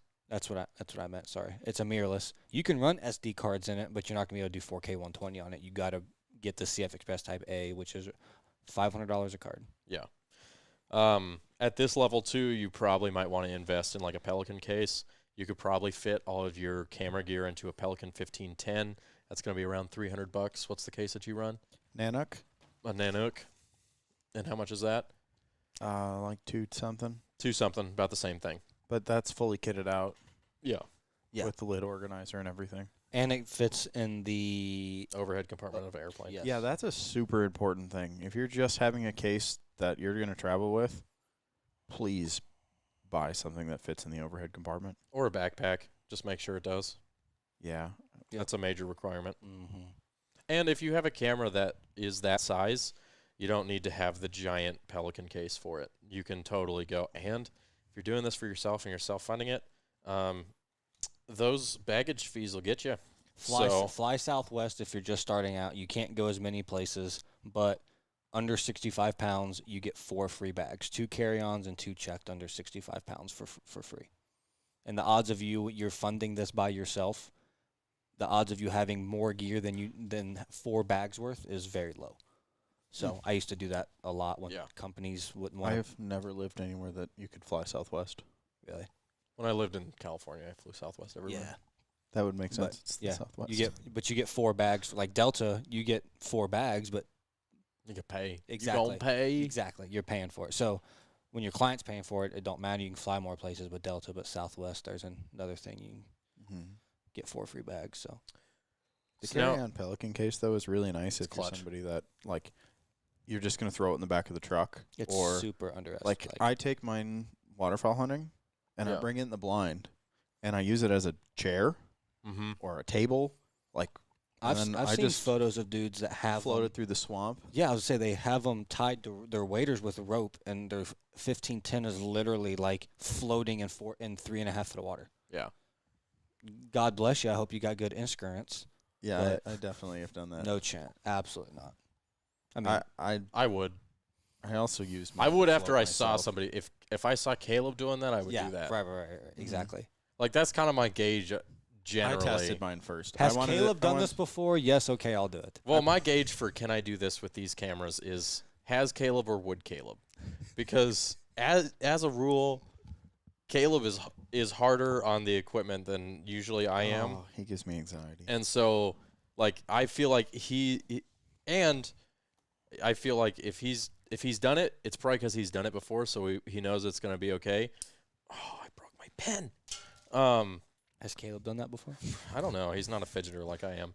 I break all my pens. WWCD. What would Caleb do? Yeah. I don't know. I did see him break a flashlight because he was trying to break the little What's part it? off, and he took a pliers and he just snapped the whole flashlight in half the other day. It was great. Yeah. Man, I would have loved to see that. Yeah, if Caleb has done it with the camera, I feel pretty good about doing it. Also, because technically they're his cameras, so like if he's doing it with the camera, then He can't I get mad at me for. doing it I with the should camera. be good. So Exactly. that is, well, I will say Caleb is sometimes puts the cameras in a little bit, like treats them a little rougher, but I tend to end up in more precarious situations as a human with a camera. So it's kind of like 50-50. But I like to get those sick footy shots, bro. Sometimes you just got to Please never say that again. Sometimes you just got to go where it is at, you know. Okay, tier 3. This is the tier in which that we mostly operate. And is more fun to use because it's expensive looking. Yeah, and this is really you're stepping it up into the professional range, or you just big balling with that wallet, son. God, there's some really funny TikToks about there's- this. There's Yeah. something to say about rolling into a camp knowing a bunch of other people are going to be there filmed, and you're high rolling in with a bunch of cases and gear and expensive looking stuff. Yeah. And they're not. Appearance is perception, which is also reality. That wasn't the I knew- phrase. I knew- Y'all know what I'm going for. You were going for perception something. is reality. You were going for something else, but forgot what you're going to say, so you went back to perception. Perception is reality, especially if you're trying to do this for a career. People tend to take you more serious if you've got a bigger camera or a more expensive looking camera. That applies to having a bigger, more expensive looking camera. That also applies to having a cheaper camera, but rigging it out so that it looks more expensive. People who don't know cameras do not know that what is expensive or helpful or high quality. They just know what they think looks like it. So use that to your advantage. If you're trying to get work, if you're trying to look like a professional and you rig your camera out to look big and bad, people will perceive that camera rig to be big and bad. At the same time, do good footage with it. If you have a big bad camera rig and your footage looks like crap, well, people are going to be like, oh, this guy looks like he does a good job, and then you're going to hand them the footage and they're going to be like, he doesn't. So at the end of the day, they probably won't hire you back. Will they know? We've seen that Mhm. firsthand. Will they actually know? I would hope so. We've seen that firsthand, actually. The gentleman in Utah that had the giant lens, the 50 to 1300 ever. That was like, Well, it just wasn't practical for their. that's what I'm saying. Like he Yeah. wasn't able to get anything good because he couldn't do anything with it. Yeah, it wasn't was- real practical. Yeah, he's like carrying around. It had nothing to do with. Boy, would I have loved that lens in Alaska, though. Oh, Oh, it'd be great. Like if you were doing mule macro deer. shots on brown bears at 70 yards. Oh, Well, also That'd if be you were awesome. doing like mule deer at the same place in Utah would be better. Like if you were hunting mule deer with it, perfect. If you're spotting and stalking elk with a bow, not helpful. But you got a big open expanse, perfect. Anyways, Yeah, that's a whole other discussion. Sorry. But there is an element of perception is reality, and you show up with a big expensive camera, people perceive you to know what you were doing. So that is part of the reason to having one of these cameras. Obviously, I think these cameras, if you're a professional, make your job easier, and they're worth the money. A professional camera now is worth a lot less money, or costs a lot less money than a professional camera used to. I mean, we bought the Sony FX6s. They're going for $6,000. I would say that's the new industry standard camera right now is the Sony FX6. The same industry standard maybe 5 or 10 years ago would have been $10,000 or $12,000. The FS7 when it was industry standard was I think $8,000. Yeah. So time That- has progressed. They came out in 2017 or Yes. 2016. So time has progressed. Inflation has happened, and the price of an industry standard camera has still come down $2,000. So you're continuing to get more bang for your buck, as a whole, not just with these cameras, but also with the mirrorless and DSLRs. But anyways, let's go through the list. that's crazy to think that a industry standard cinema camera is the same price as the flagship model mirrorless cameras. Yeah. Mm-hmm. And it all, again, like I said, what are you trying to do with it? Mhm. Like, it makes sense for us to have a digital cinema camera as opposed to a flagship model mirrorless because we're doing video. We're focusing on video. If you're focusing on photos, well, you're not going to get a digital cinema camera. You're going to get the flagship photo camera. And You know? I have a comment for that, but I want us to go through the list first before I make my comment. Okay. Wasn't rushing you. I just wanted to point out. So I would say our number one recommendation, we're about to have 4 of them, is the Sony FX6. It's 6,000K body only, straight off the bat. You're going to pay, you're going to pay $400 for a card, $800 for cards. Batteries are $100 each, and then obviously your lenses. But it does come with a battery, so you don't need to buy additional. But it comes with It comes with 130. the smallest. It comes with 130. The smallest battery that Sony makes Yeah. for that camera is what it comes with. Yep. But it does come with a battery. Thanks, Sony. It's an awesome camera. Can you charge those or run those off external power Not those through ones. the USBs? Oh, Yeah, yes, the FX6. V mount you can. Yeah, they have you can run DC into them. Yeah. I would say that's your industry standard. It's a really awesome camera. We haven't been talking camera specs. We're not going to now. But if you just want our straight up recommendation for a really good camera, that's the one we're suggesting. You can also step it down and go to like an FX3. That's $4,000. You're getting a lot of the same image aspects as the Sony FX6, but with the form factor of a mirrorless, a little bit of a larger mirrorless. We also have one of those now. It's going on its first shoot this weekend. We have in our head some uses for it. For us, it's probably going to be more of a secondary camera, but you can rig it out, and it's a good. It's basically an A7S III without a viewfinder and add a fan. And a top handle. Yeah, that comes with it. It comes with that Sony additional top handle I was talking about. Yeah. So that's a good option. You can also go with kind of the equivalent Canon C70. I haven't seen a whole lot of guys running those. I was going to say, I never see those. It came out like It's a studio camera. I looked at it. We were looking at, before we got the FX6s, obviously we were looking around because the FS7 was becoming outdated, and we wanted to kind of we needed to step up not step up, but get a more modern camera. And I remember the C70s came out maybe a month, 2 months before the FX6, and they looked pretty neat. They've got some good capabilities, but the FX6 is just way better because it's got the form factor. I even don't see them like in social media. Like No.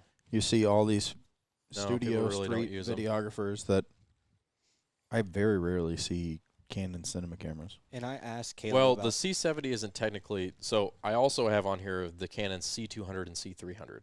Those are your Canon digital cinema But cameras. still, like I know don't see one- any of them. I know a couple guys in the industry who run them. The problem with them is they're not super. They don't have a great form factor, and in this industry, form factor is very, very important. Like if you're just putting things on a tripod and rigging them out, then obviously it doesn't matter the shape, where the buttons are, nothing. Like you just set the camera on the tripod and rig it from there. Those Canon C200, 300s, like you said, that's a studio camera. But they're not ergonomic to hold. The FX6, the FX9, the FS7s, the FS5s, Sony's done a really good job in their cinema lines. Well, the FS5 and FS7 aren't technically in their cinema line. The FX6 is now in their cinema line. It's the little brother to the FX9, and then that's the little brother to the Sony Venice, which is their actual big, huge cinema camera. But they've done a really good job of creating cameras that are very ergonomic. to go back to your point, Keegan, though, if you look on like the Netflix or Hulu shooting requirement, like list of cameras, I don't think there's a Canon cinema camera on there. I think the C200, 300, or 500 are on there. Are they? Yeah, Because I know certainly the 500, the C500. That's a Oh, $10,000 yeah, that's true. cinema That's camera. true. But like I think the Like the FX, C500 would be the equivalent to the FX9. but I think the probably. FX6 and the FX9 are on there. Yes, the But- FX6 is. Yeah. And what he's talking about is Netflix has a list of approved cameras that if you're going to produce content for Netflix, it has to be shot with those cameras. They've got a giant list, and not only do they have a list of cameras, they have a list of formats on those cameras that you're quote unquote allowed to shoot in. The FX6 is on that list. I think the FX3 is on that list too.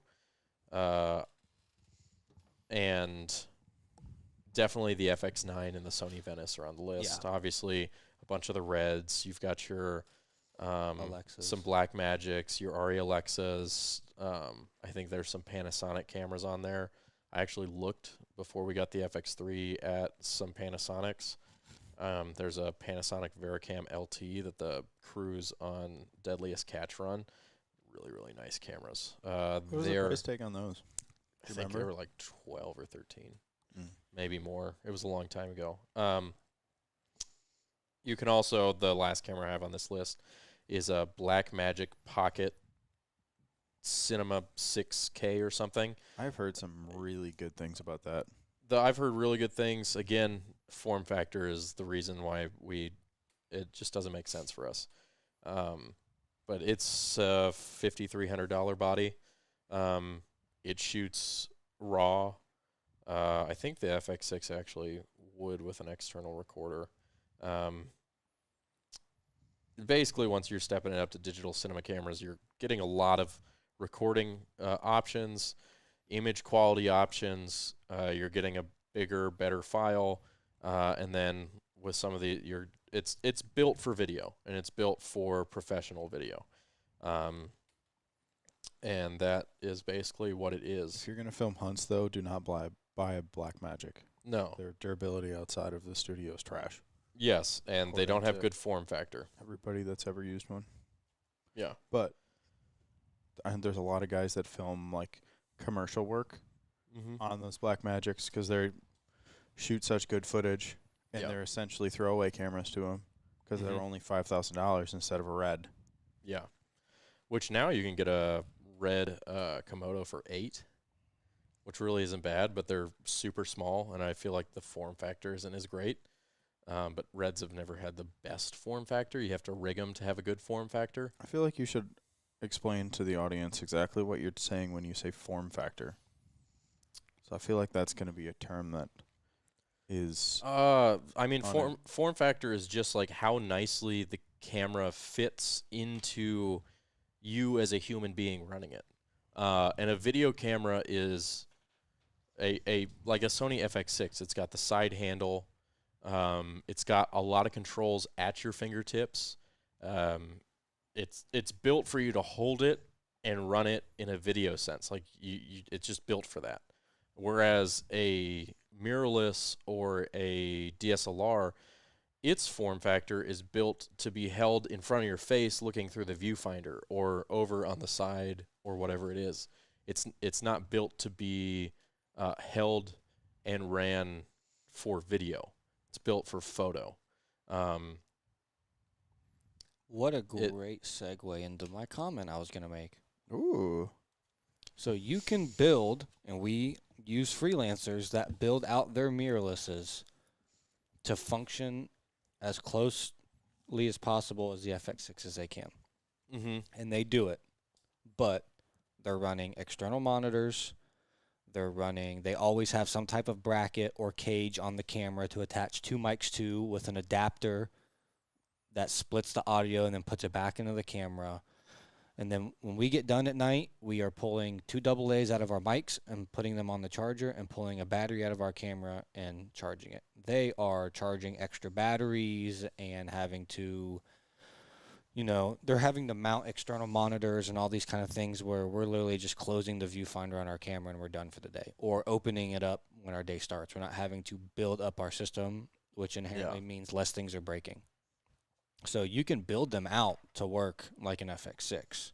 But by the time you spend the money to do that, most people are running an Atomos external monitor on those. Those are $1,000. So you might as well just buy the FX6 if you can find one, or comparable camera. Yeah. And we never have to dig into the menus to do anything ever. Right. Ever. Ever, ever, ever. I mean, I wouldn't say ever, ever, ever. I'm in the menus doing things, but yeah. You're not in there for, like, while you're shooting all the time. You're fine-tuning a specific setting Yeah. for that project. Yeah. Again, what are your goals? What are your budgets? Obviously. But boy, would I like to look at an external monitor every time I had to record something. We have one. We got an Atmos. Stealing that. And again, we run a very bare bones setup. You can take all of these cameras and still rig them out with more things for a variety of different purposes. But we do a lot of run and gun stuff. If you're doing run and gun stuff, then I think that there is value in having a rig that is more self-contained as opposed to less. And guys who shoot documentaries and a lot of run and gun stuff will say that. The less connections and the less things that can go wrong, the better. Less things that can lose battery, the better.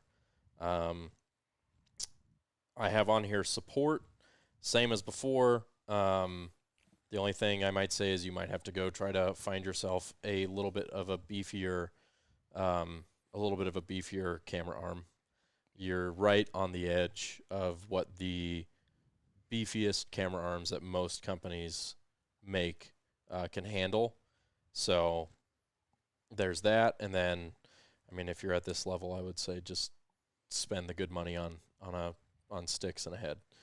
Mics, obviously, on-camera shotgun mic, like what we talked about earlier.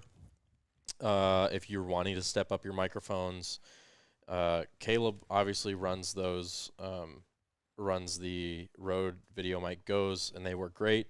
You can also go with what's been the industry standard for a really long time, which are the Sennheisers, and you can go with like a EW 112P G4, which is $650 for a receiver and a microphone. They also have something called an aux ME2, and that is, it looks like, I think that's a $750. I run Sony mics on mine because I wanted dual channel, and they work really nice with the Sonys. We won't go all into that, but my mic package is $1,200 for one receiver and two transmitters, but you can also get a single pair for $560. Again, if you're at this level, get GoPros and Osmos. It's basically not, it's required at tier 3, and also a drone. I would say get a DJI Mavic 3. That's the best drone you can get right now. I would like to figure out, before hunting season starts, a way for me to get dual channel mics and not have $1,200 mics like you, because I hate asking Caleb to buy me $1,200 mics, and I also do not want his Video Mic Go's, because the downfall of those is you have to recharge them. They don't run batteries. Yeah. So if it dies, you can't just pop two AA's in it. Yeah, I don't know if there's really. I think the Sony one is one of the only ones that you can take two external sources into one. Yeah. And route it into the camera. Yeah. I'd like to figure that out, just because I 90% of the time am doing Lee and Tiff. Yeah. And so it's good to have both. Yeah, Lee and Tiff are usually somewhere where they have a friend they're hunting with or a guide that they're hunting with, where it is nice that I can be filming something that is not them and get them talking. Yeah. So. Also at this Pelican, you're probably going to need a bigger one. You can run a 1650. That's about $350. So those are the Pelicans that we run. Yeah. Okay, now that we're done with gear, I got really bored of that, actually, honestly. I feel like we took too long on gear, but... Wasn't a comprehensive list, though. No. It still wasn't. We could literally talk about gear for so long. And honestly, I mean, that's a lot of the questions that guys have. People have entire web shows that just talk about gear. Niche. Look at that. Look at that. Niche. Now that you've figured out that you have your concept, you've got your name, you've got your gear, you are also going to need something to edit that with, and we hard haven't drives. Completely lost you. Now we will. This one actually, I'm not going to go for that full into it. I'm going to just this say could get worse than cameras. Oh, it could get. One, you're going to need hard drives. We used those LaCie. Are they 4 terabytes or Yes, 2? 4. The All LaCie of the Ruggeds, and they're 4 terabytes. I think. Well, how much are those? I don't even know. Oh, Amazon. Like $250. Oh, They're like Amazon. 250. I have on me at all times 2 of them because when I am shooting, I dump all my footage every day to one, and I back it up to the second. So keep that in mind. $150 for a 4 terabyte. 150, so Are they on $300. sale? Are they on sale right now? You're going to need those in the field. You're also going to need a laptop in the field and to edit on. And my recommendation is just go get a Apple MacBook Pro with an M1 chip, at least 16 gigabytes. I would get something more than that personally. You can spend as much money as you want on it. This laptop that I am currently running cost me $3,500. Can't hide money. But also I didn't even get the flagship MacBook Pro. But I obviously do this for a living, and I need a computer that can handle all the things that I do with it. I got the one with 32 gigs of RAM. I honestly wanted the bigger one. I wanted the bigger one, but it wasn't going to be here in time for me to use it, so I ended up taking a couple steps back on the specs. But you can spend as much as you want on a laptop. If it's going to be your primary editing machine, get the specs that you need. Spend a little bit of extra money on it. But if you can't afford that, there are workarounds to where you can make it so that your computer doesn't have to work as hard to manage the footage. I will say, if you're editing 4K footage off of a small camera, and by small I mean GoPro, drone, mirrorless, your computer Handycam. is going to have to work very hard to edit that footage. And so having a higher spec computer with more RAM is going to give you a more pleasant editing experience. But you can also use a proxy workflow, and there's ways around it. But kind of helps to run a SSD yeah, and have all of your editing happening on that instead of on Right. the hard drive of your computer. yeah, 'Cause I that was. saved me a ton. You also probably want a desktop hard drive for storing your footage. Yeah, do not try Permanently. to edit on those. Um, God, that's a scary, slow process. I edited on a desktop for a long time. Oh, We've edited off those black ones that we've got down there until we got the server. I had a LaCie 5 big Quadra for about 4 years. It's a 20 terabyte RAID capable drive. most people are gonna buy like the desktop drive that I bought. That's like the cheap ones. Yeah. Yeah, you can't do anything off those. Yeah. Those are literally just holding cells for footage. Yeah, you can get a solid state drive for like $600 and use that. But definitely have like a desk mounted hard drive that is specifically dedicated to holding all your footage. Caleb says we're 2 hours into it. I know. I knew this was going to be a long one. It just is what it is. The people want the information. We're giving it to them. Yeah. So you say. I feel like it's been very informative. I think so too. We haven't taken that many rabbit We trails. could have gone way deeper than what Yeah. we did. Sorry it's so long. Hopefully it's informative to somebody out there. We're on the clock, so we don't care. Your computer is going to cost you upwards of $1,300. Just plan on that unless you already have one, in which case you can use it. 13, don't you mean 3,000? No, the base model of like a MacBook Pro is $1,200.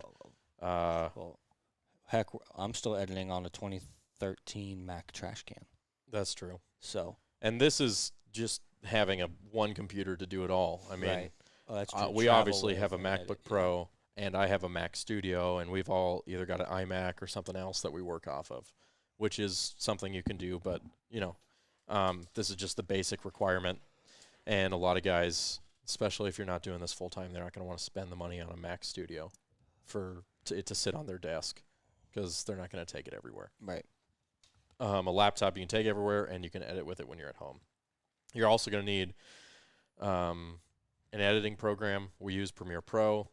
If you just get Premiere Pro, it's $20 a month. If you get the entire Adobe Creative Cloud suite, which is helpful, it's $50 a month. So And that's another thing you can save with an EDU mhm. email, because my student subscription ran out this month, so it now goes from 39 to 54. Go enroll in a class, dude. What are you doing? I did that long enough. Educational system got enough of my money. Mm-hmm. Sure. They'll always get your money. Always. Until you stop giving it to them. But I think you're just addicted to school, Clay. Okay. See, I told you we wouldn't go that far down into the editing stuff. Just know that you're going to need some portable drives for when you're on the road filming. At least 2. At least 2, and you're going to need probably a desktop drive that serves as a master drive to keep all of your stuff. You always want multiple copies of your things at all times. So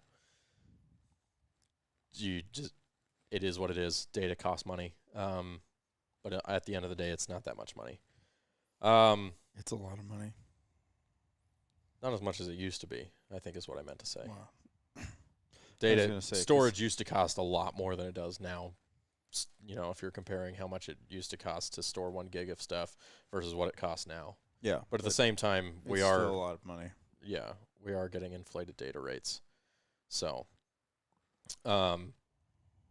past that, obviously, you've got all the tools to shoot and edit your show.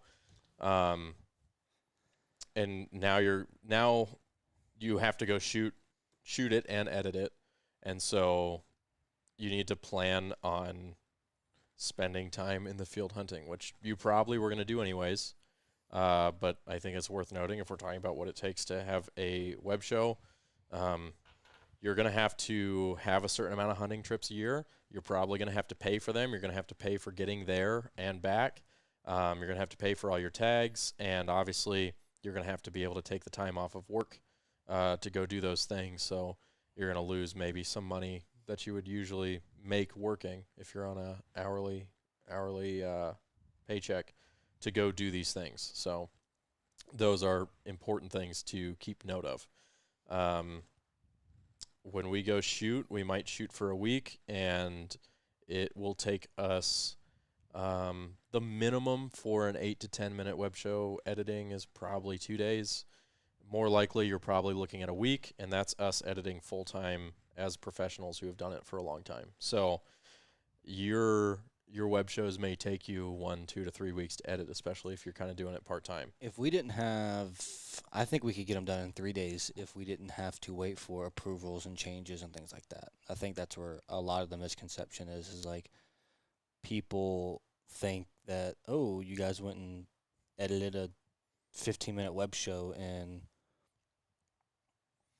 7 days, 8 working days, whatever. It's like, well, 2 of those days I sat around working on something else because we were waiting for other people. So if you're not having people that have to approve it, other than just your buddies that went on the hunt, it might not take you as long. Yeah, and also we're doing a lot of things. We obviously rough cut it, and then we're sound designing and color correcting and doing graphics and all those sort of things. So there is an additional time requirement, and I think I wanted to note that because a lot of guys think, especially at first, like, oh, I go shoot the footage. Well, then you come back and you have to edit it, and a lot of people forget about that, and they forget about the time it takes to edit it, the effort it takes to edit it, and the skills that it takes to edit it. And you either have to develop those skills or find somebody who has those skills or whatever it is. But if you're going to have a web show, it has to get edited. So you can go shoot until you're blue in the face. If you just come back and let it sit on a hard drive, it does no good for you. So you have to be able to edit it somehow. So just keep that in mind. Either you're going to have to edit it, or maybe you pay somebody to edit it, or one of your buddies edits it. It's just part of the requirements of having a web show. For a lot of people, that's kind of the shtick. The editing is kind of a necessary evil for a lot of guys.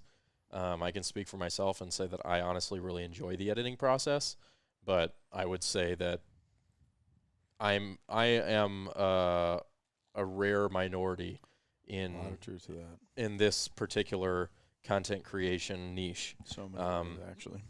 Most and just generally in the world, more people enjoy the shooting part of things than they enjoy the editing part of things. But if you're going to have a web show, somebody's going to have to bite the bullet and edit it. And like I said, we're assuming that you're doing this all yourself. So either you or one of the buddies that you've got doing it with you, or maybe everybody kind of splits the workload, it's going to have to get edited. So you do have to factor in that time and effort requirement.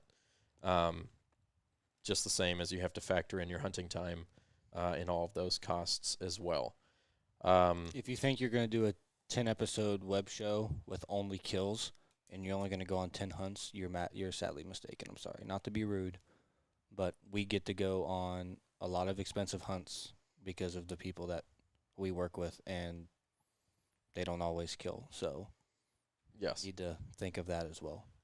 Well, and I think, too, it's something to consider is you may have to try to book more or go on more trips depending on what the concept of the show is. You may not just be able to go and hunt just the few weekends a year that you hunt generally when you aren't filming for a web show. You may have to go try to find a diverse and varied Rolodex of hunts that you can go on throughout the year. You know, I mean, that's why we're busy for basically the entire fall and winter, because we're not just doing the one season of hunts in that one region. We're starting in August with some of the earliest season hunts you can do and going all the way through everywhere to the late season hunts, and we're hunting most of the species that you can hunt, and that's big game. Obviously, you go into the waterfowl world, there's all of that to do as well. And I feel like the majority of people that are going to be starting a web show are not going to be primarily traveling and probably live in an area that they're hunting around. Yeah. And are Right, yeah. buying they've out-of-state tags. They've got a place they can hunt, Correct. and they might do one over-the-counter Colorado Yeah, trip a year. if yeah. that. It Which would just- I hope you are that person, because it makes it a lot easier to get people together and do it. And if you did mess up and miss something, you can go back out and redo it or recreate it or whatever. So I hope you are that person. Yeah. It also just kind of makes me realize how, because of where we are located, how little there is here. Like, if this was anywhere in the Midwest, we wouldn't be having this conversation, because our heads would have been, yeah, we were out on the farm or this piece of land or whatever, you know, in our local area doing all of it. Oh, him and I were in Chick-fil-A one day, and one of the managers saw our Copeland Creative he had a Copeland Creative Redneck Tech shirt on, and I had the opposite one. He goes, "Oh, what's that? That sounds cool." And we tell him, and he goes, "Oh man, y'all doing all that around here?" And we're like, Zero of it. No. He's like, "Oh, where do you do it?" And Ryer literally goes, "Everywhere but here." Yeah. Yeah.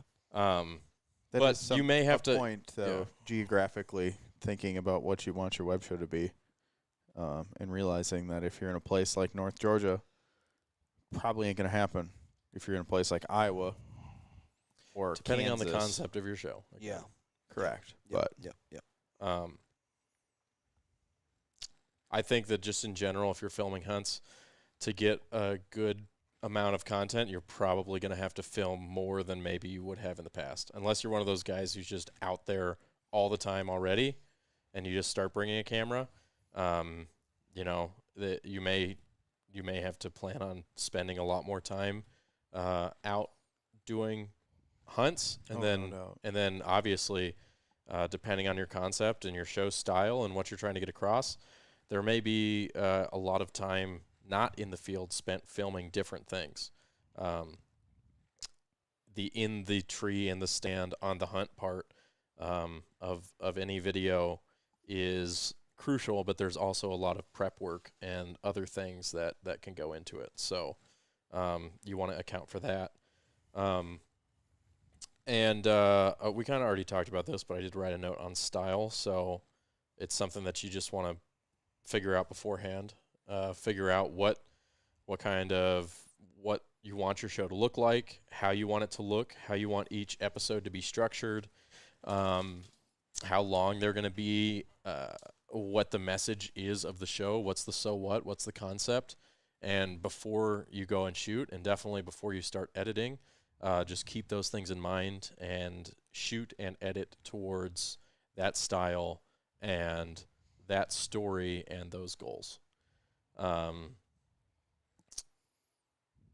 That informs a lot of things. I mean, obviously, if you're doing a show that's just only going to be in the tree, well, you don't need to film a whole lot of things other than that. But if you're trying to film more of a lifestyle show, well, then you need to go film more lifestyle stuff. If you're filming a show where you're going to need some management, doing an interview-based show only in a bow hunting tree stand, like interview back and forth between two people, like a talk show, just in a tree stand, like comedians in cars getting coffee, except for it'd be like hunters in stands talking about life, just whispering. If anybody steals that, we'll know exactly that you got it from here. But also, somebody should do that because that would be funny. That would be interesting. I've thought about doing a show like that, just with like the like whenever you're on a hunt and there's the lull, everybody always stops and sits and eats snacks and stuff, and you always get very interesting conversations. Oh, and I have so much footage for this show already. Yeah, I just can't say the name that I want to name the show on this podcast. Yeah, you can say it after. Sorry, guys. I'll get to know if I say it, then I'll give it away. Yeah. But like there's so many stories and random things. Like it'd be cool to just like in the comedians in cars getting coffee vein, make like an interview show that only happens in the lulls of the hunt. Mm-hmm.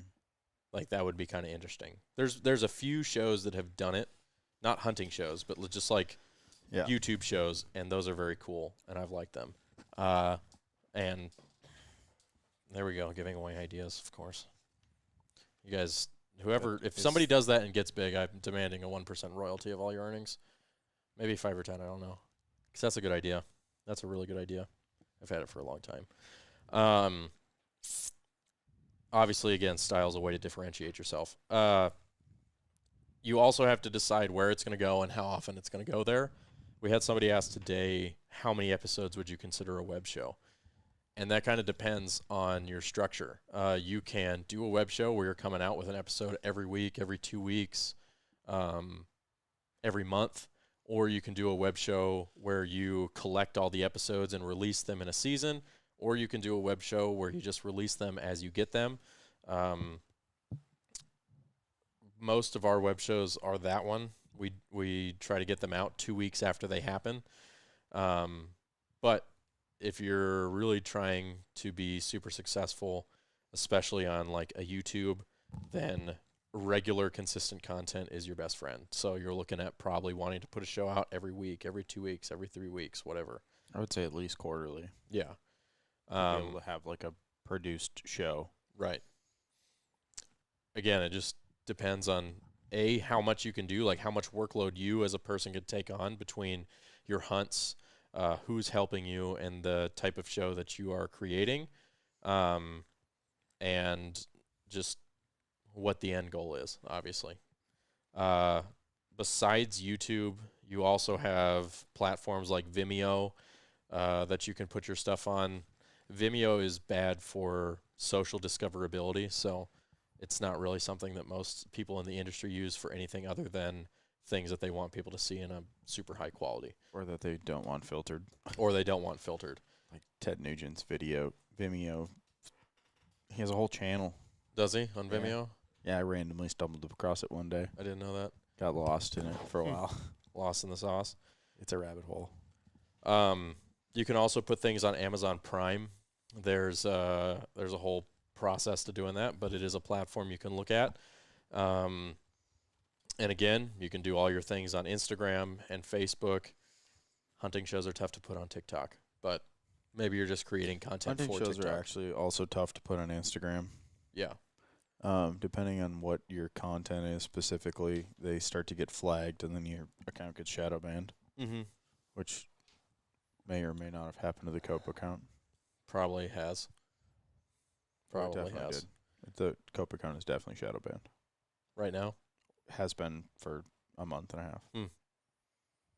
Fun fact. We won't go there.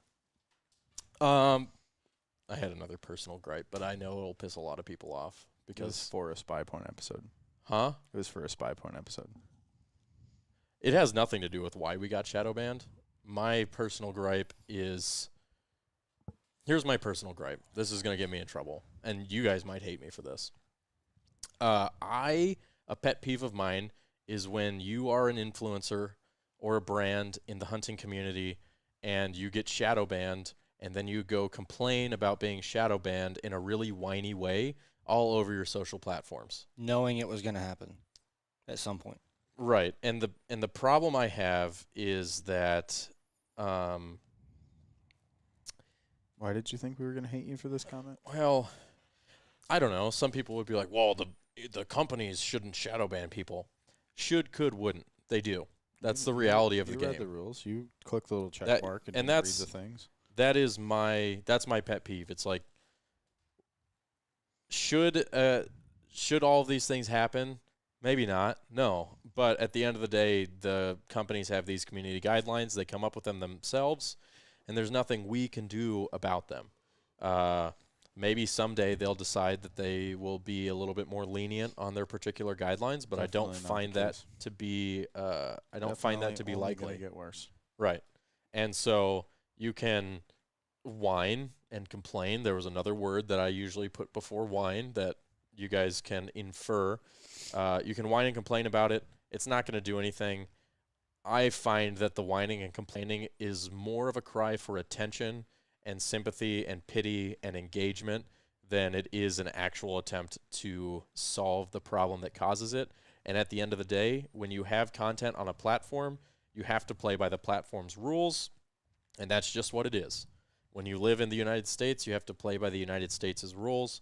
When you put your content on YouTube or TikTok or Instagram or Facebook, you have to play by their rules. So either you have to find a platform that has rules that allow you to put your content up there, or you have to make content that that doesn't get flagged by those rules. And until the companies decide to change, which I don't think is likely, because at the end of the day, realistically, we in the hunting community are a very small minority, and one that most people don't want to see hunting content. Most people don't want to see animals getting shot. Most people don't want to see a lot of the types of content that we might be creating. The large majority of people, and unfortunately, it's the large majority of people that have the power and the say so. And I think that most of the people who are running these companies are not on the same political side of the aisle or life side of the spectrum as we are in this particular niche of content. And it's just always, I feel like, going to be a fight. And every time I see it and as somebody's like so surprised that they got shadow banned, it's like, dude, what did you think was going to happen? Like, it's just going to happen. And you can whine and complain about it, but it just feels like it feels disingenuous to me. So that's one of my pet peeves. But that's not to say that we shouldn't be trying to advocate for ourselves. That's pretty impressive. It took 2 hours and 20 minutes before you went on a rant rabbit hole. I'm proud of you. Thank you. I'm honestly we're trying to get through this. But if you've made it through 2 hours and 15 minutes of this, one, you're very dedicated. Two, it takes a lot to have a web show. I think at the end of the day, the length of this podcast is indicative of the amount of things that you need to do and think about and consider before having a web show. A web show doesn't just happen. You don't just go, hey, I'm going to go film my hunts, and then suddenly you're a successful content creator on the interwebs. Like, there's a lot of things that you need to think about and that have to happen. So it takes a long time to kind of explain all of those things. Next week, we are going to talk about TV shows, and there's a whole added level of complexity to TV shows. On the bright side, it just kind of reflects off of this one. We've already covered Right. 90% of the things. Right. Anyways, besides social media platforms, there are some, I call them company platforms, that you can put your stuff on. You've got Mossy Oak Go, Realtree 365, Carbon TV, and the other one that I can't remember the name of. There's so many. There's a bunch of them. Pursuit Channel has their own Pursuit Channel, streaming. yeah. I mean, Outdoor Channel has their own streaming. It's a plethora of random streaming platforms for specific hunting TV.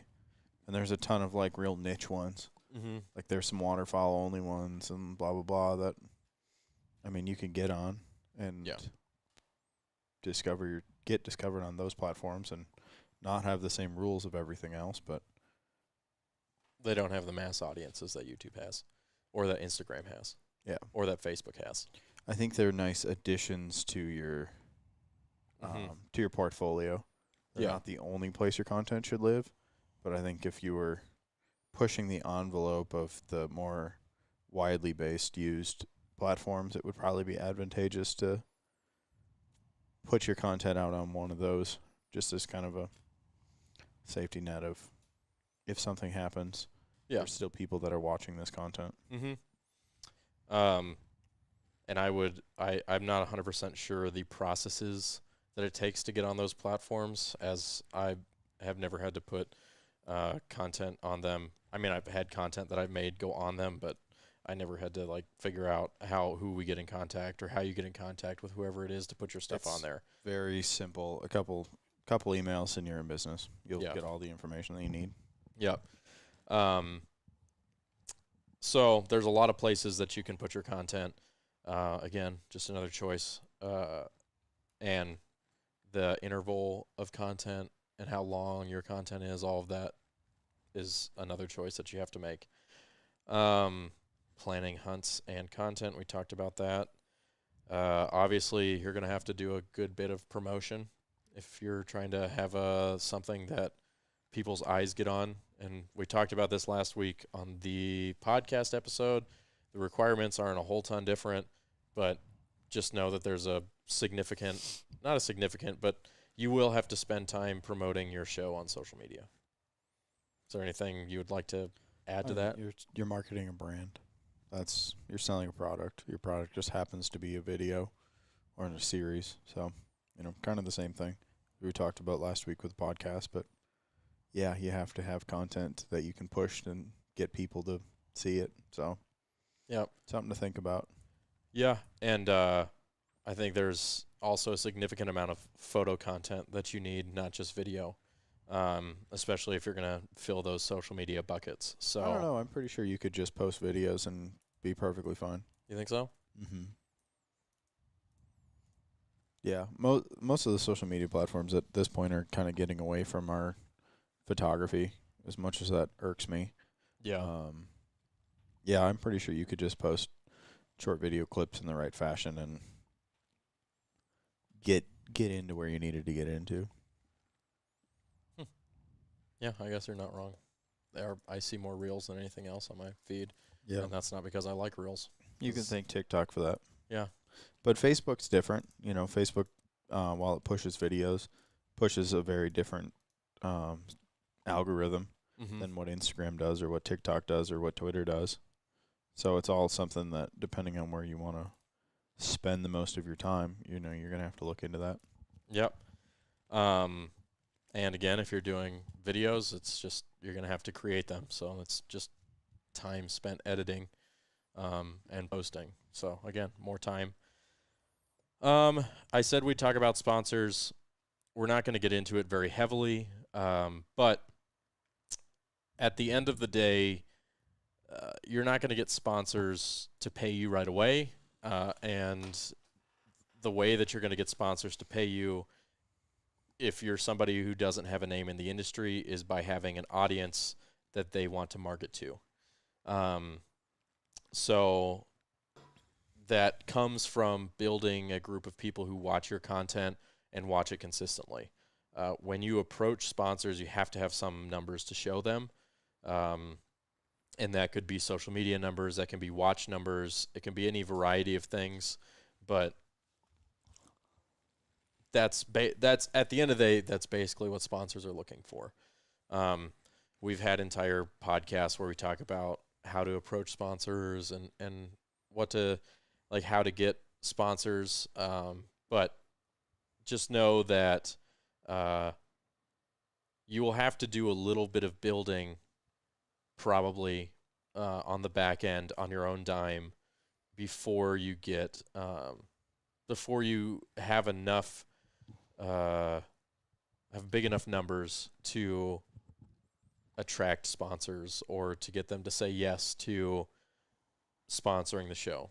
And a lot of times, especially as you're building, you're probably not going to get a whole lot of monetary sponsors. You're going to get a lot of product sponsors first, and then maybe some product sponsors as you grow and build an audience and prove your value. Sponsors come with an additional set of requirements, obviously. If somebody has their name on your show, they're going to want probably to see it places in your show. You're going to have to use the product. You're going to have to maybe create specific segments for that, or give them a certain amount of what are called deliverables, which may be pictures. It could be small video clips. It could be fully produced little videos for the product that changes depending on what the company is and what the arrangement is. But just know that sponsors are not just free money. There is additional work that goes into providing value to those sponsors, and they will have certain requirements as to when, how, and what they want done for and with their product. Please, for the love of God, vet your sponsors. Figure out what they actually want. Sign a contract. Just go online, get a contract printed out, put the details in it, sign it. It's not that hard. It's not that much extra work. It saves so much bickering in the end when you just say, this is what I gave you, this is what we agreed on, thank you. Mm-hmm. Because it goes one of two ways, but it just helps everybody out. It's good for the industry. It's good for you. It's good for the sponsor. It's good for your audience. Instead of all of a sudden now you're pushing 300 pictures from one shoe sponsor or one bass lure, instead of making the content that you set out to make. Yeah, just know what you're getting into, and be upfront with them, and make sure they're being upfront with you, and be honest with them. I mean, if you're the type of person who's like, look, I'm not going to do a segment for your product in my show. That's not what it's about. That's not what I want to do, and that's not what my show is about. Then tell them, and be okay with the fact that some companies will be like, well, that's not what we want. And at the same time, it takes a fairly good amount of influence to be the type of person who's like, look, you either put your name on my thing and I do what I want and pay me for it. Like, that's a significant amount of influence. Well, it just takes sticking to your guns, essentially. Yeah. And waiting for the right people, because eventually, if you do that, you will find sponsors that are just going to value you for you, and not just looking for another page to slap their name on. And I think there is a certain thing to be said about not just taking any sponsor that'll come and throw product or money at you. I think it's important, even more so now, to work with companies and brands that you either enjoy their product, like their product, use their product, respect their product, and further than that, align with that company's values, and they align with your values and your content. Not every company is the right fit for every web show or every brand or every influencer or every not every company is the right fit for every person. So it's okay if somebody comes to you with a product and is like, hey, could we sponsor you with this product? If you're like, man, I really don't use that. Or maybe it's a company that you really just don't want to associate yourself with, it's okay to say, no, I don't really need that sponsorship, or I'm not interested in that. People more and more can kind of see through the disingenuous sponsorships where they can tell you're just doing it for the money. People can see that from miles away. So it's important to align yourself with products and companies that you believe in and that you want to be associated with. Your audience is going to know the difference. Right. If you're Especially just if there you're and reading a script that you've made up about a company you don't care about, or if it's something that you really are into, your audience is going to know. And your sponsorship dollars are going to go one way or the other, depending on how well you actually sell that product. Mm-hmm. And if your audience is really disengaged while you're trying to sell the product of something that they don't really want to watch anyway, you're really going to lose out. Yeah. I also think it's important to note that as you venture into the world of sponsors and people paying you to create the content, you are inviting more people into the approval process. It may not be as direct as, you're creating this thing for this company and they say what you can and cannot do. But there is the possibility that in the content that you create, maybe you say or do something that doesn't align with that company, what that company wants to align themselves with, and they pull a sponsorship, right? So in a indirect way, they are having a say in the content, kind of. Does that make sense? That I explained that's that where well? contracts get written in Sure. ahead of time. That saves a lot of that stuff too. Yeah, but just know when you are obviously they're going to want their brand portrayed in a certain fashion. right. And if it's not the way that you are going to portray it, probably should make sure that that's established ahead of time. Otherwise, your content's going to have some issues when somebody that's paying you a good chunk of money, or somebody that you have to rely on for a good part of your income to fund this show, is saying, we don't want you to do it like that. That becomes a big issue and something you don't want to have to deal with in this process. Yeah. There's enough going on already. But that's where vetting your people ahead of time, all your sponsors, all the people that you're working with on these projects, make sure you get along with them. Mm-hmm. Your point of contact for the company, whoever their marketing person is, you kind of have to get along with that person. Because you're going to spend a lot of time talking to them, emailing them, and if they're hard to get along with, or it just isn't a good mix, then it's not going to work and it's not going to be successful. Yeah.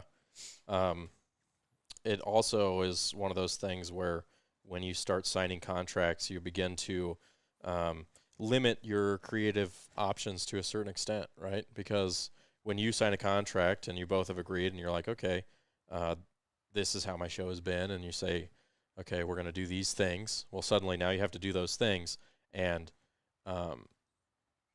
you don't have latitude necessarily to change some parts of your show now or your content now, right?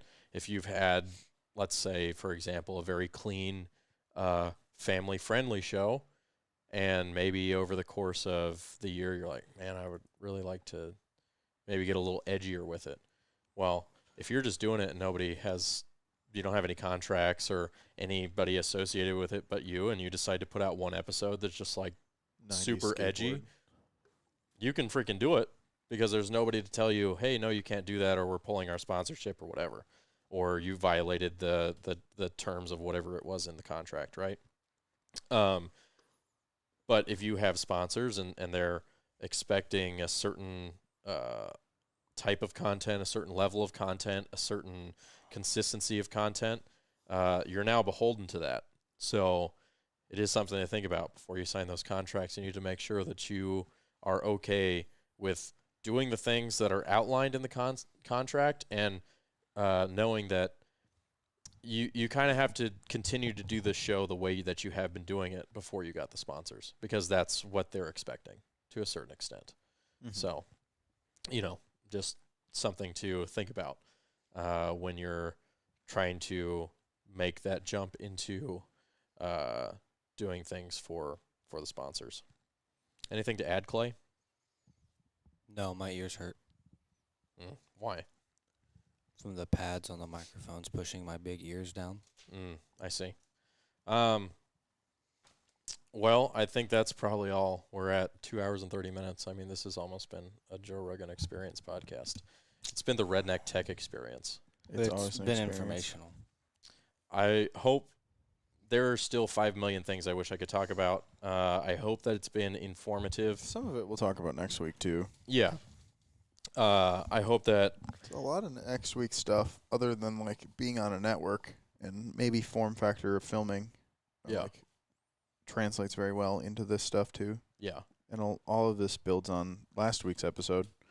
You know, having the podcast, all of these things are things to think about in that realm as well. Yeah, I'm sure we forgot things. There are some things that I wanted to dive more into that we didn't get a chance to, but for anybody looking to start a web show, hopefully we've given you guys an idea of kind of Why what you it should come takes, to our production class. why you should come to the production class. You can have like 3 or 4 days of this. Well, we did have 2 people drop out, so we have 2 spots open. Yeah, is there any news? Do we have any news? We don't have any news. Just come to the production class. We Are, have 2 are we available spots. leaking what I worked on today? And No. okay, No, you be quiet over there. okay. That's No. why I asked. That's why We're leaking nothing that we've been working on this we're week. building suspense. That's why I asked. All of the things that we've been working on this week are very top Are secret. we leaking that Nope. before the class? I don't know what we're doing with that. Right now, the pipes are sealed. The gaskets are in sound condition, and we will not be With that analogy, we will not be giving out any more information. Yeah, I guess we've got 2 spots open for the podcast class that's happening mid-August. August 1st through the 1st. Sorry, 4th through the 7th, I think. 3rd through the 7th. Oh, I was close. 3rd through the 7th. For some reason, I felt like it. I knew the 7. I knew there was a 7 in I there. did too. But yeah, So if you're looking for more information about that, feel free to reach out, rednecktechpodcast@gmail.com or on Instagram. Or Keegan at Copeland-creative.com. Yes. Also that. All right. Thanks for listening. I know it's been a long one. We appreciate y'all. Hopefully, you guys are getting the bang for your buck that you expected.